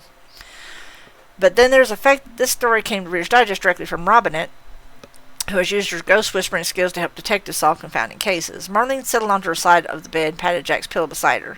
Robinette told Reader's Digest. A year had gone by, but Marlene was still adjusting to widowhood. Maybe it's crazy to think that after 40 years of marriage she would ever adjust. Elmer the Golden Retriever seemed to understand this from the very first. That cold, moonless night when Marlene returned alone from the hospital, Elmer did something he'd never done before. He jumped onto Jack's side of the bed and lay his head on the pillow. Jack would never have allowed it, Robinette pointed out, but Marlene didn't shoo him off. Instead, she lay beside Elmer and let the peaceful sound of his snoring lull her to sleep. And the next night was the same, and the night after that. Over the past year, it had grown into a comforting routine, but not tonight. Tonight was the first time Elmer had left Marlene alone in the bed since Jack's passing. But hearing nails clicking on the wood floor downstairs, Marlene recognized the sound of Elmer's requesting outsies. With a sigh, Marlene made her way down the stairs to the foyer, but Elmer wasn't pacing in front of the big oak door. Rather, he was dancing and wagging and wiggling and bowing, just like he used to when Jack would come home from work. To Marlene, it felt as if Jack had just come home, and Robinette, who is known for her intuition about these things, believes that it is indeed what happened. That's a very nice story in amongst all the spooky. As someone who has lost a lot of people, I can say this. There's some merit to that, because ever since my late husband passed, Anubis has been glued to my side ever since. For those of you that don't know Anubis, you'll get to know him after the story portion is over, because I'm going to redeem the RL treat that Foxy put in. and you'll get to see the stream mascot. But he has been basically glued to my side ever since that happened. In fact, he will not let me sleep by myself. So, the Red Lady of Huntington College. Gosh, I can't read all of a sudden. This urban legend dates back to 1910, but almost any student of Huntington College in Montgomery, Alabama should recognize it. That's because the events that led up to it are said to have actually happened. As the story goes, in 1910, a young woman who was new to the school was known for her love of the color red. Sadly, she was also known for being strange and a loner. You gotta love it when you get labeled strange and a loner, which i.e. usually means you're a bitch, like me. As the first term got underway, the young woman grew increasingly isolated. Eventually, she took her life by slashing her wrists. Her body was discovered in a red gown drenched in blood. From then on, students and faculty have been reporting sightings of a young woman dressed all in red. She's appeared all around the college campus. The figure dwelling in perpetual isolation is often cited as a reminder of the importance of being kind to one's peers. That could have also been the inspiration for Carrie, too. The Impish Ghost. My neighbor Diane and I had a playful poltergeist for years, and we called it Billy. So begins Reddit user Abby's alibi in the real-life ghost story. I'd come home and find something put in a weird place, milk in a cupboard, toilet paper in the fridge, laundry detergent in the bathtub. Diane once called to ask if Billy had been around because she couldn't find a gallon of milk. We finally found it outside on her back steps, and sugar. Darn sugar. Every morning my sugar bowl was empty. When I'd had enough, I would point to Diane's home and yell, "Go see Diane." Within 5 minutes, I'd get a call from her. "Thanks a lot," she'd say. He'd call and pull shenanigans at her place. This occurred for the entire 2 years we lived there. No one believed us, not even our husbands. My mother thought someone was stealing from us when we were sleeping or out of the house. My sister believed that something was going on, but didn't know what. I still can't explain any of it. The Eerie Attic. Before Reddit.com user DigDolls got down to recounting their scariest ghost stories about living in a place that was obviously teeming with an honest-to-goodness members of the spiritual world, they pointed out the irony of ghost stories that begins with the phrase, "I don't believe in ghosts, but..." After all, no matter how a ghost story begins, it always hinges on the notion that, come on, of course we believe in ghosts. A few years ago, I moved into a one-bedroom apartment in Melbourne, Australia. They went on to recall, it was my first time living on my own. The apartment block had been built in the 1930s. I'd been there for a few months when I came home from work one day and went into the bathroom. I saw something strange. You live in Australia and didn't expect to see something strange in your bathroom? A wooden board which had covered a hole in the ceiling had led to a small attic space lay fractured in 2 pieces on the ground. I examined the pieces. The board was an inch thick and would have taken Bruce Lee to break it. I thought the landlord had sent someone to work on the attic. I was frozen stiff with fear. Someone's up there for sure, I thought. I emailed pictures to the landlord asking if anyone had been there with an undertone of annoyance since she hadn't warned me. Her reply read, "Please call me as soon as you're able to." I called and she explained that the last 2 tenants had said the same thing happened. She reposed the police report and she did. A month later, I woke up one night around 4 a.m. My body was covered in goosebumps.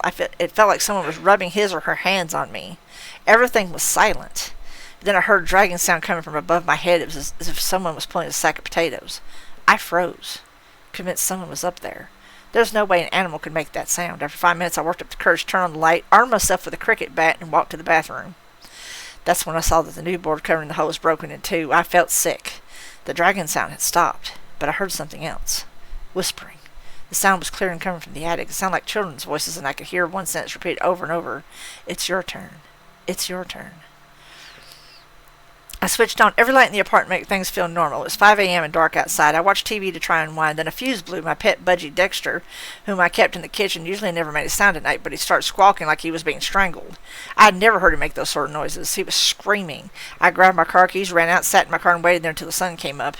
When I saw people walking their dogs, this comforted me enough to go back in. The front door was open, but I figured I might have forgotten to close it when I ran out. I went to the kitchen to check on Dexter, but he wasn't in his cage. I felt sick again. All my windows were closed, so I looked everywhere inside. When I walked to the bathroom, I heard splashing. Dexter was half drowned in the toilet. I took him out, washed him, and dried him. I was so confused. At 8 a.m., I called the landlord and gave her a watered-down version of the night. "Oh, wow, you heard the whispering, too," she said. I stayed in that apartment for another 18 months. I heard the whispering on a few occasions, and twice the board covering the hole in the ceiling moved. Although I live elsewhere now, the landlord recently called. She said the new tenants had begged to speak to me about some of the stuff that's been going on there. Forget it. It's their problem now. Fuck that. 18 months? My ass would have already done called an exorcist. I'd done put the salt down and gotten the rock salt out and put it in the shotgun. Nope. I'd have dealt with that. I'll be like, Dexter, you're going outside in the cage, fella.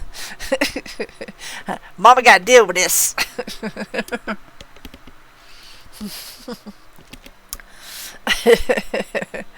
And maybe loading up. Where's the bones at? Get my lighter and the salt, bitch. We're about to light up a grave.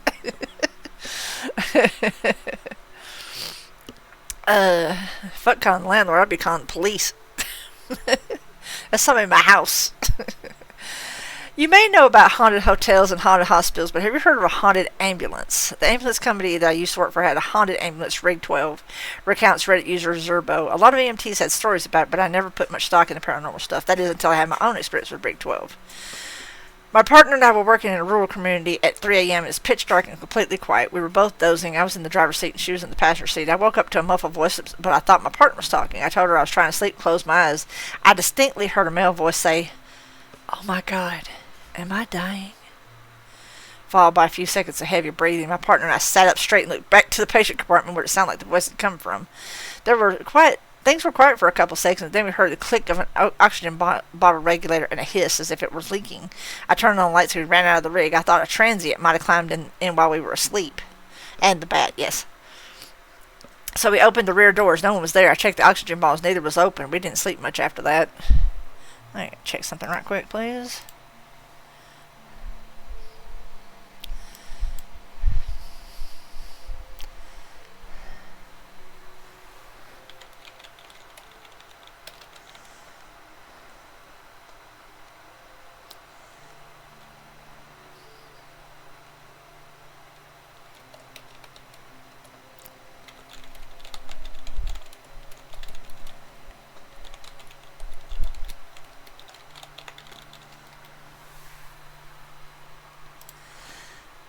I watched too many horror movies make silly mistakes.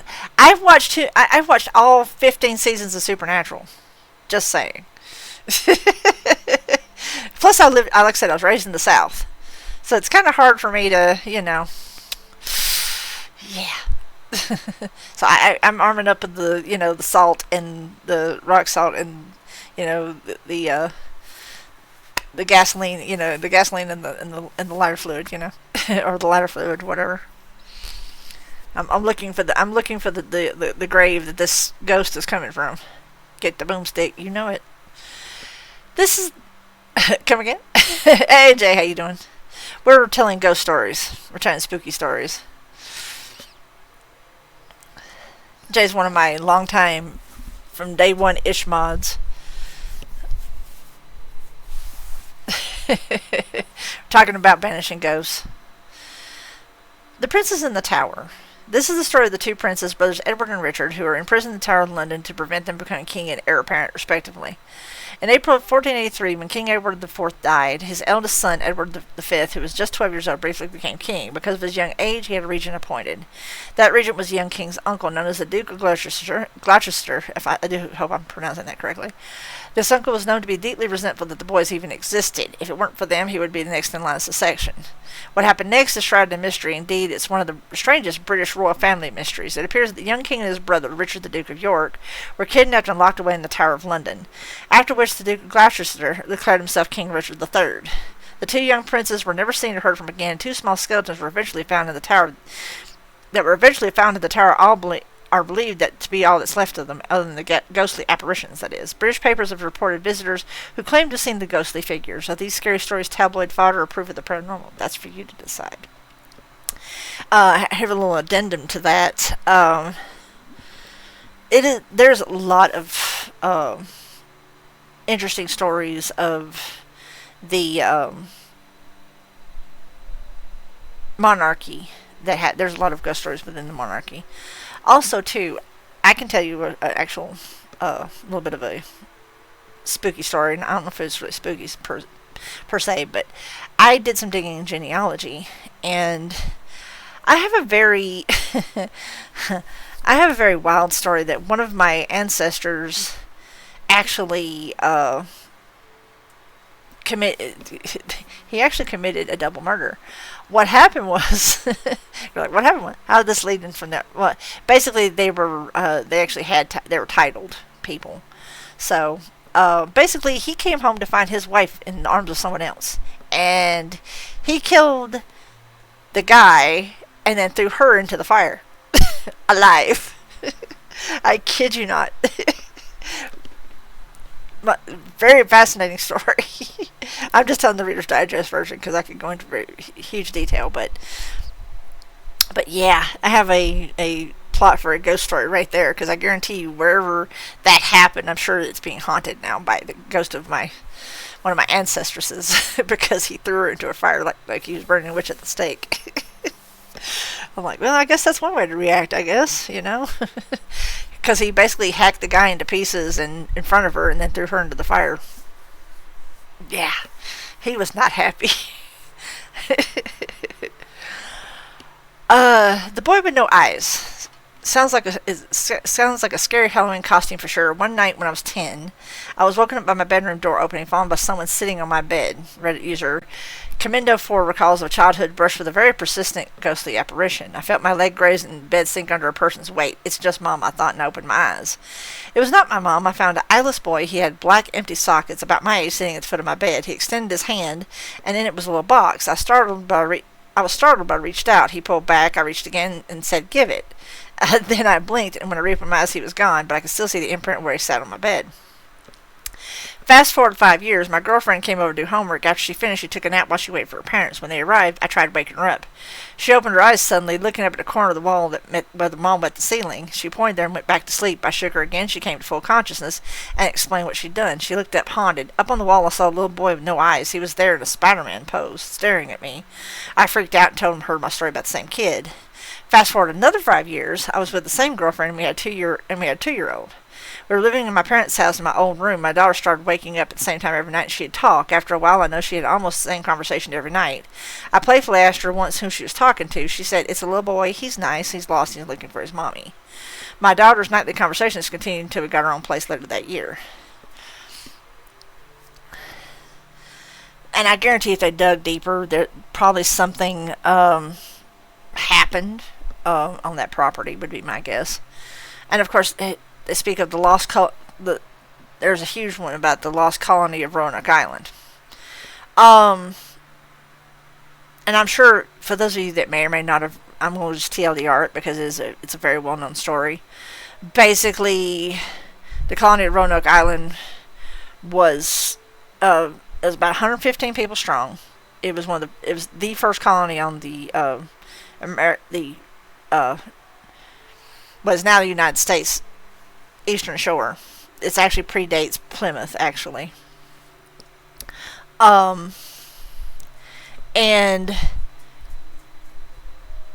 basically, everybody disappeared. They had a guy he left out to kind of, get supplies and stuff, and he came back, and the colony was just gone. Basically, he was gone for about 3 years. In that time, the entire colony vanished. And all that was left was the word Croatoan. They basically thought they had moved to Croatoan Island, which is now Hatteras, North Carolina. But,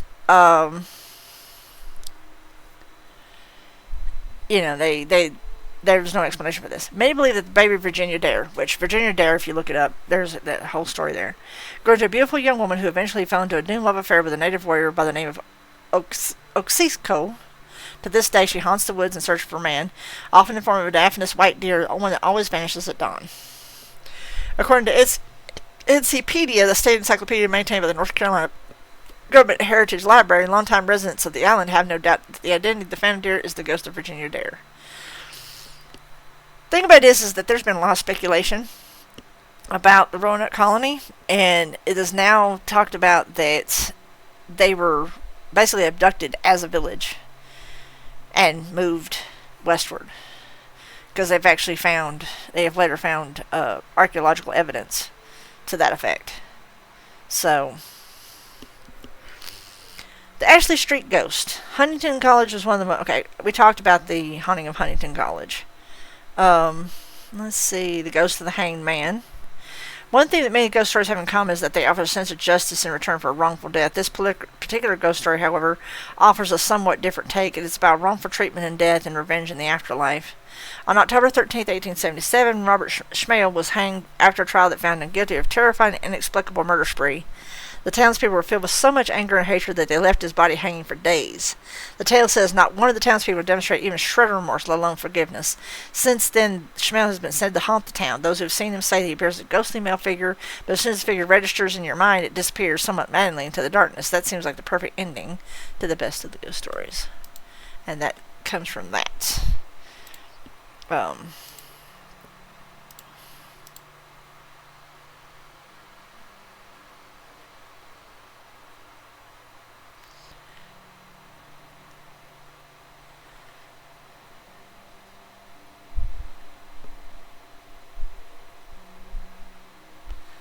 One moment. Give me one moment.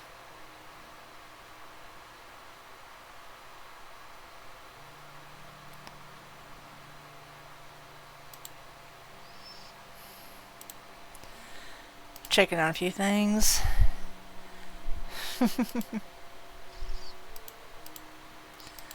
Okay. Yes, we do have an ad break starting here in the next 2 minutes, so I may wait. And this will be the last little set. I'm actually going to look ahead and see if there's... Okay. This is more from Reader's Digest. I've actually did some digging. They're actually pretty short, so I'm actually trying to do the full 2 hours instead of worrying about like ending at 3. This also gives my Xbox a chance to fix things up. Actually, I'll go ahead and read one now. We've got a little bit of time. The child in room 213. An executive went on a business trip for her company. When she arrived at the hotel, she got the key card for her room 213 and went straight up. She was exhausted and couldn't wait to sit down, but her key card didn't work. She went down to complain to the front desk and promptly got a new card.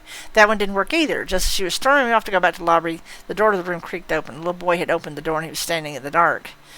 She went to the front desk again. "There's another family in my room," she said to the man. "No, that's impossible." He said, "No one was checked in but you." Turns out it was a haunted hotel. We might actually do a haunted hotel discussion at some point. The traveling photograph. Have you ever wondered, can dogs see ghosts? Or would my dog become a ghost after passing? Well, Anna found out. After Anna's dog, Bo, passed away, she started carrying his photo everywhere with her.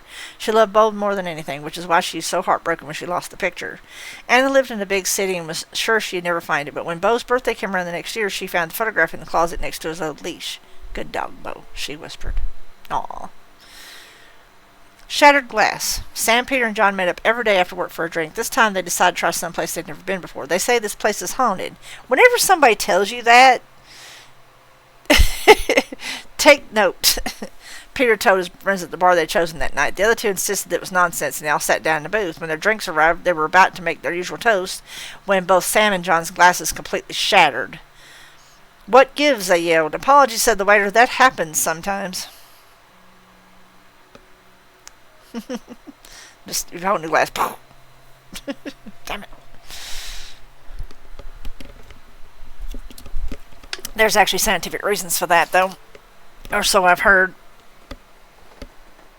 I'm taking a quick moment to stretch because we're about to have a ad break. I do apologize ahead of time for this ad break, but as I've said before, it's one of the requirements for being an affiliate, unfortunately. I don't really see much from it, to be honest. Twitch says, "Oh, you earned from ad revenue." I'm like, really? I'd like to see those numbers. And I did look, and yeah. Wow. It's negligible at best.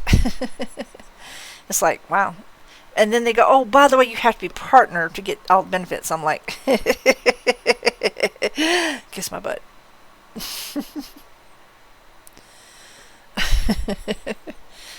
Do you realize how hard it is to become partner? I mean, you have to have, like, so many different statistics. I stream enough to be a partner, but I don't have the following to be a partner. And I'm like, you know what? I don't care. I don't do this for the money. I do this because I enjoy storytelling and I enjoy hanging out with folks like yourselves. For those of you that may or may not be able to hear me, if you do have friends that enjoy storytelling, if you have friends that enjoy cozy gaming and streaming and things of that nature, feel free to pass my link along. Feel free to tell your friends, tell your enemies, tell your frenemies. The library welcomes everybody, except for certain kinds of individuals that we will not discuss on the stream. And if I find those individuals, they usually get rooted out pretty quick. But we do welcome everyone. We don't care about your past, your present, your future. Just as long as you're, cool with us, we're cool with you. That's why I have the rules posted. TLDR, don't be a dick. Don't come in here, self-promoting. Don't come in here, saying, I'm a graphic artist, I'd like to work on your stream. I'm like, bitch, I'm already a graphic artist, okay? No need for that. There are good ways and bad ways to promote yourself. That is not the good way. And, of course, no hate speech, no of any kind. No coming in here talking about politics. Now, if you want to come in here and hang out, and you're very political minded, that's okay. But we just do not, as T'Challa once said, we don't do that here. Basically, all real world talk of politics, religion, finance, we don't do that here. I created an environment for relaxation, comfort, coziness, and a little bit of a break from the world around you. Not to say that I will not every now and then complain about my actual, financial issues, but I try to keep them very light. I do have a tip command, but I very rarely whip it out because I know everybody's struggling right about now. So, and that's why I don't make a big thing about subs either, because, hey, if you want to sub to me, if you want to give me biddies, cool. If you don't, that's cool too. I'm just glad you're here. The library is big enough for everybody. We don't have to have financial support like PBS. Hello and welcome to PBS. And with the end of the ad break is the ending of my diatribe. Welcome back from the ad break. Now we continue with the stories. The Daughter's Scarf. One freezing January night, a man was driving down a deserted road. The snow was picking up and quickly turning into a blizzard, but this man was not the only one on the road. There was another man driving behind him. The other man flickered his car lights to signal him to stop, and both men got out of their cars. The second man stretched out his hand to give the first man a pink scarf. It was soft and looked just like his daughter's. The man who gave him the scarf had a terrible look on his eyes and a terrible smile to match. Frantic, his father jumped back into his car and sped on where he found the police already waiting for him. Wedding in the dark. An engaged couple planned to have their wedding reception at their absolute favorite restaurant, but on the day of the wedding, the bride tragically fell down the stairs and died. And now it is said that every night after the restaurant closes, the ghost of the bride walks down the very stairs she fell from and sets up all the tables and chairs for the wedding guests she never got to see. Now that's a horror book plot we'd like to read. Three's a crowd. Two sisters were home while their parents were out at an event one evening. They stayed up late talking and telling spooky children's stories in their older sister's room. Suddenly, their conversation was interrupted by the sound of loud music. They looked at each other, confused and unsure of where the music was coming from. The older sister got out of bed and began walking down the hallway. It sounded like the music was coming from their parents' room. She peered down into the dark room, saw her father's laptop open, screen on, music blaring right there, and right then the music stopped. Scared, the girl ran back to her room where her younger sister was waiting on the bed. Frightened, she shut the bedroom door behind her and got back under the covers, holding her little sister tight. They heard slow, heavy footsteps, one after another, heading toward their end of the hall. When the footsteps stopped, boom, boom, boom. 3 hard knocks on the bedroom door. No one came in, but they certainly didn't try to leave the room for the rest of the night. Some of this is almost like teasers, almost, to a point. A psychic warning. Not all spooky stories are scary. Sometimes they're just otherworldly. Frank was at the mall one day by himself when in the middle of walking from one store to the next. An old woman, a psychic, ran up to him, gasping for breath. I ran all the way from the other end of the mall to find you because I was sensed you were here, she said. Frank had no idea who this woman was. He was understandably frightened. He tried to push her away, and then she said, I have to tell you, your brother's death was not your fault. Frank was stunned. He had never met her before in his life, but somehow but she somehow knew that his brother had died and that he felt guilty. Frank's brother had been a drug addict, and he called Frank the day he died, but Frank didn't pick up the phone. Your brother doesn't blame you, she said with compassion.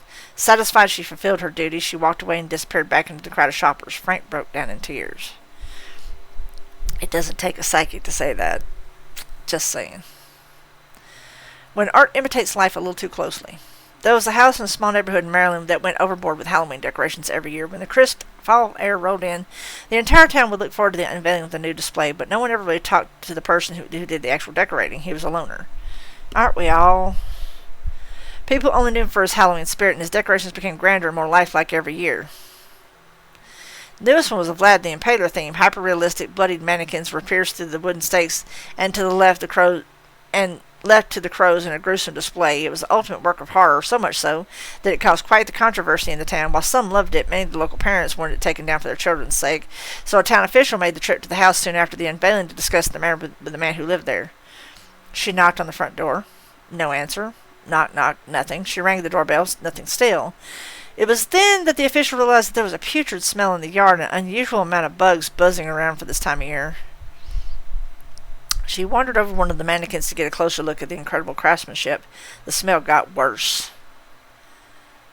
She gagged and had to put her hand over her mouth. Her eyes went wide. The official put her trembling finger up to the doll and felt the soft, smooth, cold touch of human skin. After that, no one was able to locate the man who once lived there. Now it was truly a haunted house. The architect's key. There was once a man named Edward who designed and built his own perfect house. He lived in it for many years until he eventually passed away. A new family moved in, but whenever they went to the basement where Edward's personal study had been, they would get the feeling that someone was watching them. One day, a father of the new family decided to fix up an old jacket, which every tailor in town told him was beyond repair. So he went down to the old study, laid his jacket on a chair, and tried to see if there was anything in the old desk that could help him mend it. But the drawers were all locked, and he couldn't find a key anywhere. The next morning, he came back to find the key on the desk, all the drawers open, and his jacket completely fixed. A mother's love. Some people actively go out looking for ghost encounters, and every once in a while they find one. When Kevin was a teenager, he and his friends had heard about a dangerous turn on a nearby highway that caused many accidents over the years. It was now haunted. The most well-known story was of a mother who took her own life after her son had crashed his car and died there. It was said that around town that her ghost remained at the deadly turn to protect people from ending up like her deceased child. Kevin and his friends decided to put that theory to the test. At night, Kevin drove his friends out to the highway. When a group of boys arrived at the turn, they pulled over. They brought a bag of flour with them and proceeded to sprinkle the white powder on the road, the grass, and the car. The idea was to get the footprints to prove that the ghost was indeed real. The boys hopped back in and began to take the car around the turn. Kevin accelerated faster and faster, and thump! The car came to an abrupt halt as if someone had slammed down on their own two hands. They immediately got out of the car and saw two women-sized handprints on in the white flour on the hood. Basically, she's like, look, I know you're being stupid, so I'm going to keep you from doing stupid shit. The ghost in the hall. 4 young women moved into the old New England apartment together. You know, the type with squeaky floorboards and a long, dark hallway. You see a trend here. A month after they moved in, one of the roommates realized that their favorite stuffed teddy bear was missing, a typical haunted house sign in many films. The others all said they hadn't touched it or seen it. Weeks went by and she almost forgot about her teddy when something strange happened. She opened the door to one of the closets that they hardly ever used, and there on the top shelf sat her furry friend. All her roommates swore they had no idea how it happened. Now, whenever the teddy bear goes missing for a few days, she knows exactly where to find it. It's funny how they never question, like, hey, how the fuck did it get into the locked closet? You know, it's like, oh no, we'll look for it there next time it goes missing. It's like, whatever. A voice in the desert. 2 young men in their 20s, Josh and Dan, went on a camping trip together in the desert in New Mexico. They didn't take much with them, besides sleeping bags, food, and materials for a fire. After they cooked their dinner, they fell asleep as they gazed at the starry night sky. Which, by the way, I've heard New Mexico is absolutely fucking beautiful at night. The beauty and peace of the trip were short-lived, however. In the early hours of the morning, Josh was startled awake with what sounded like Dan's voice, but frantic. The voice said, "Come here, quick, look." Sleepy and confused, Josh got up to see what his friend was talking about. He heard again, "Come here, quick, look." It sounded unnatural, a perfect repetition. Josh took a few steps forward, and then someone grabbed him from behind. He turned around and see Dan with his finger in front of his mouth, warning Josh to keep quiet. They rolled up their sleeping bags and left. They still don't know who or what was trying to lure Josh away into the desert. There is actually an explanation for that. There is a creature, I don't know if it's exclusive to New Mexico, but that can mimic a human voice. And it said that they lure people out to basically do away with them. I'd have to go and actually look it up and figure it out and blah blah blah and give y'all exactly the skinny on it, but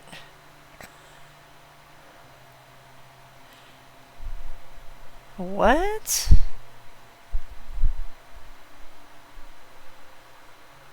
Oh, in Canada. Oh, good God. Are you kidding me? Wow. Well, that's interesting. But I'll get back to that in a minute. Echoes of the past. It's been told that the ghosts of drowned victims can linger in haunted bodies of water. A young bachelor at the beginning of his career became very successful very quickly, so he bought himself a house. One morning he woke to the sound of running water. He rushed to the bathroom, saw the bathtub faucet was running on full blast. He was perturbed by this as he lived alone. A week later it happened again, only this time it wasn't just one faucet, it was all the faucets in the house. The young man called a repairman to fix the pipes and water damage, but as it turned out, the pipes weren't broken. The repairman, a local, seemingly visibly shaken. "What's wrong?" the bachelor asked. "The woman who lived here before you," said the repairman. "She drowned in that bathtub." Dun dun dun. No one steals twice. The spooky story is far more frightening than a Disney Halloween movie. Jen went to the same convenience store every day after school for a snack. Over time, she became good friends with the cashier, Lucy. Out of curiosity, one day, Jen asked Lucy how she would stop someone if they tried to steal from the store. Lucy replied, "Oh, no. No one ever steals anything from here twice. The store won't let them." Jen didn't know what that meant, but dropped the subject. When she went back to the store at the start of the next school week, Jen walked into and found Lucy talking to some cops. Apparently, a man stole from the store and drove off, but his brakes mysteriously failed, and his car went soaring off a cliff. The cops asked Lucy if she knew what happened. "No," she said. "I was stalking in the back room. I didn't even know he'd come in." No one ever steals twice. You could always say there's actually a spirit protecting that place, which is also possible. When the candle burns. 3 little girls were having a sleepover one night when they decided to try to hold a seance. Now, right here is where they fucked up. It was that moment they knew they fucked up. I'm going to tell you this from experience. Don't fuck with the unseen majority. Okay? Knock it off with the Ouija boards and the seances and all that shit. Unless you have someone who is experienced with that shit, leave it the fuck alone. Okay? Period. No questions, no answers. Nah. Leave it the fuck alone. Period. Unless you have somebody who's experienced in that shit, leave it the fuck alone. Shit like this that causes bad shit to happen. One of the girls, Clara, recently lost her grandpa and wanted to see if she could commune with the spirit. Oy. The 3 girls gathered some candles and a few items that belonged to the late grandfather, his watch, his cigar case, and a photograph of him. The girls held hands and started the seance. And by the way, they've gotten everything together they need, not for a seance, but for a fucking summoning. But anyway. Suddenly the candles began to flicker and the hands on the watch began to spin. Clara was sure it was her grandpa. Later she began to talk to him and ask him questions. When all of a sudden one of the candles flew as if by some invisible force and almost hit her head. "Grandpa would never do that," she said, shaking. She was right. It wasn't her grandpa. And whoever it was clearly did not like being disturbed. That's why you should always be careful when summoning spirits or using a Ouija board. The fact is that you don't know who the fuck you're talking to. Okay? Or what the fuck you're talking to. And they assembled his watch, his cigar case, and a photograph of him. Basically, they did not put down a summoning circle. So yeah. There's shit out there that could fuck with you hard on that sort of thing. The Curse of the Eldest Son. This is far from being a spooky story for kids. Inyaya's parents came to the United States from Pakistan. Before they were married, Inyaya's father was engaged to someone else. It was an arranged marriage and the prospect made him unhappy, so he broke it off. The woman went off the deep end. There were rumors in town that she had started using black magic. She'd even ran right up to him in the street one day, screaming that she had put a curse on his eldest son so that he would die before he reached manhood. In fact, Inyaya's older brother, the eldest son, died in a car crash before his 18th birthday. Basically, don't fuck with women. We will figure out ways to make karma fuck you up. No, as the old saying goes, there is no wrath like the wrath of a woman scorned. Yeah, there's a reason for that. The uninvited party guests. One night, a group of adults were having a Halloween party. A dinner party, to be more precise. There were 6 of them, and they all taking their seats when they heard an unexpected knock at the door. The woman hosting the dinner party opened the door to see who it could possibly be, but no one was there. Somebody must have realized they had the wrong address, that she explained to their guests. But when they all turned their attention back to the table, there was a seventh plate set. Was that there before? One of the men asked. I must have set an extra place by mistake, said the hostess. She took it back to the kitchen, but when she returned, another plate was there, this time with a glass next to it. The other guests had been talking amongst themselves and hadn't seen anything strange, but when they realized what had happened, they were shocked and didn't know what to do. At this point, they figured the best strategy was to play along, so they filled the empty glass and plate so as not to upset their mysterious and uninvited guest. Basically, she took a spirit in, and it wanted food too. Hey, folks get hungry? After hours. It was 9 o'clock, time for the store to close. Valerie, Jenny, and Kelly were the only ones working, and as they were cleaning up the store, a pile of shirts fell to the floor. None of the girls had touched them. It's probably a ghost, Jenny said, fearing an urban legend. Very funny, said Kelly. No, really, Valerie replied. He's a little boy. He likes to play. Kelly still didn't take them seriously, though she thought they were teasing her because she was younger. But when she went into the back room to get her keys to go home, she saw a flash of a young boy in the mirror next to her. When she looked back, her keys had been placed on the floor. This is why I've always said that when you're working, especially retail, when stuff falls down and you have no explanation for it, you might as well go ahead and chalk it up to a gremlin that's in the building, okay? And be okay with it. A lot of times out of 10, they're just there to prank you. The Lonely Ferris Wheel. The carnival, one of the most haunted places in America, came to town every summer. And this year was no different, but Charlie had just started working there, and he didn't know what the rest of the workers knew about the Ferris wheel he was in charge of operating.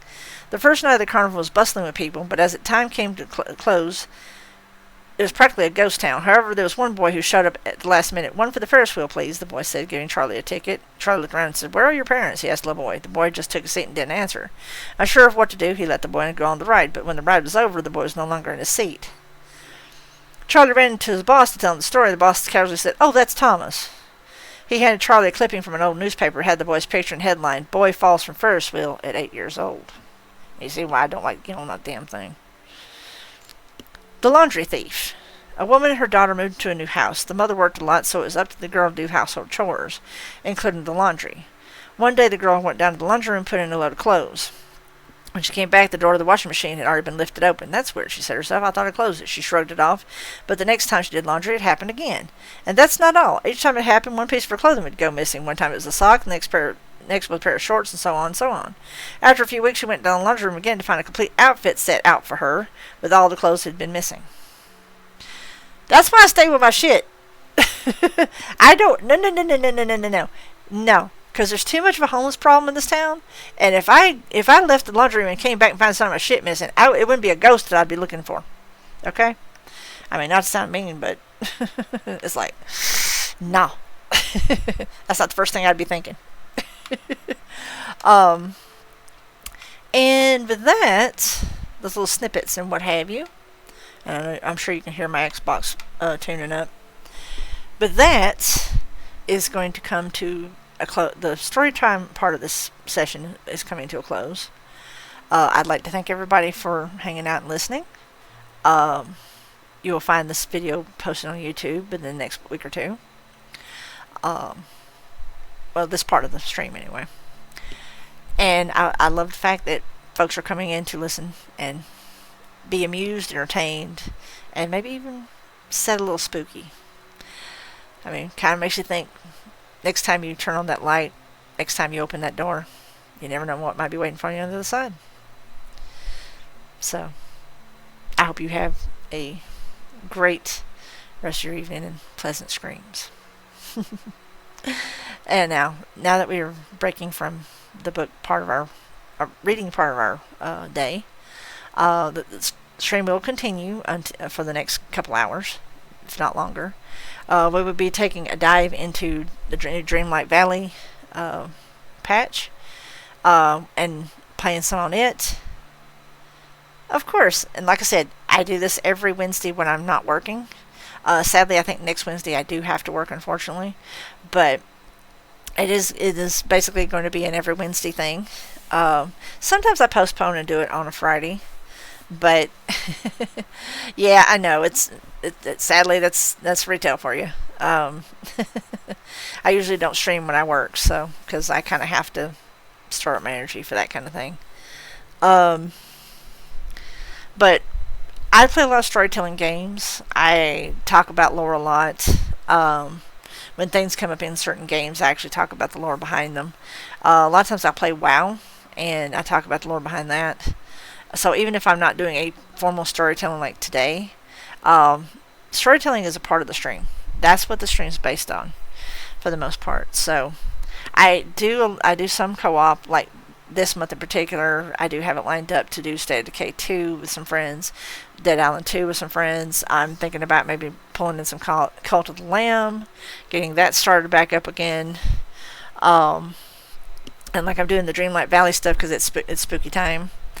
But most of the time it's, I do a lot of like cozy gaming like Power Wash, House Flipper. I'm actually doing a spooky themed crime scene cleaner because the nightmare mode is very spooky, and I mean very spooky. Oh gosh, I actually screamed. I actually squealed a couple times yesterday playing it. So, and I don't do that on stream very often, but I got startled. Okay, I completely admit it.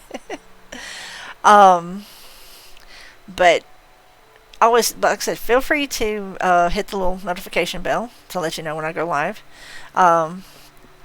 And just stick around. We're going to do some more cozy kind of stuff. So feel free to stay wrapped up and stay cozy. I'm going to take a quick BRB while I switch gears. But I'll be back in just a moment. Glad you enjoyed it. And trust me, there'll be more to come. Every Wednesday will be basically, I said it, other than when I work, which is very rare. I very rarely work on a Wednesday, so that should not be a problem. This month will be Urban Legends and Spooky Stories. We'll dive into some creepypasta and some Colorado Urban Legends during the next few Wednesdays. Creepypasta is great, especially when it comes to video game stories and stuff, because I'm sure a lot of you are gamers out there. And when we shift back into November, I will be continuing the Dresden Files with the next book. I think it's Grave Peril, I do believe. And then in December, we'll be we'll have Christmas stories, some new, some old. And then back in January, we'll return to the Dresden Files to continue the series. So there will always be story time with Sin on this channel. So be sure to tune in. I usually go live at about 1 p.m. Mountain Time. Check your local listings. But I will be right back with some more stuff. Hang in there and stay cozy.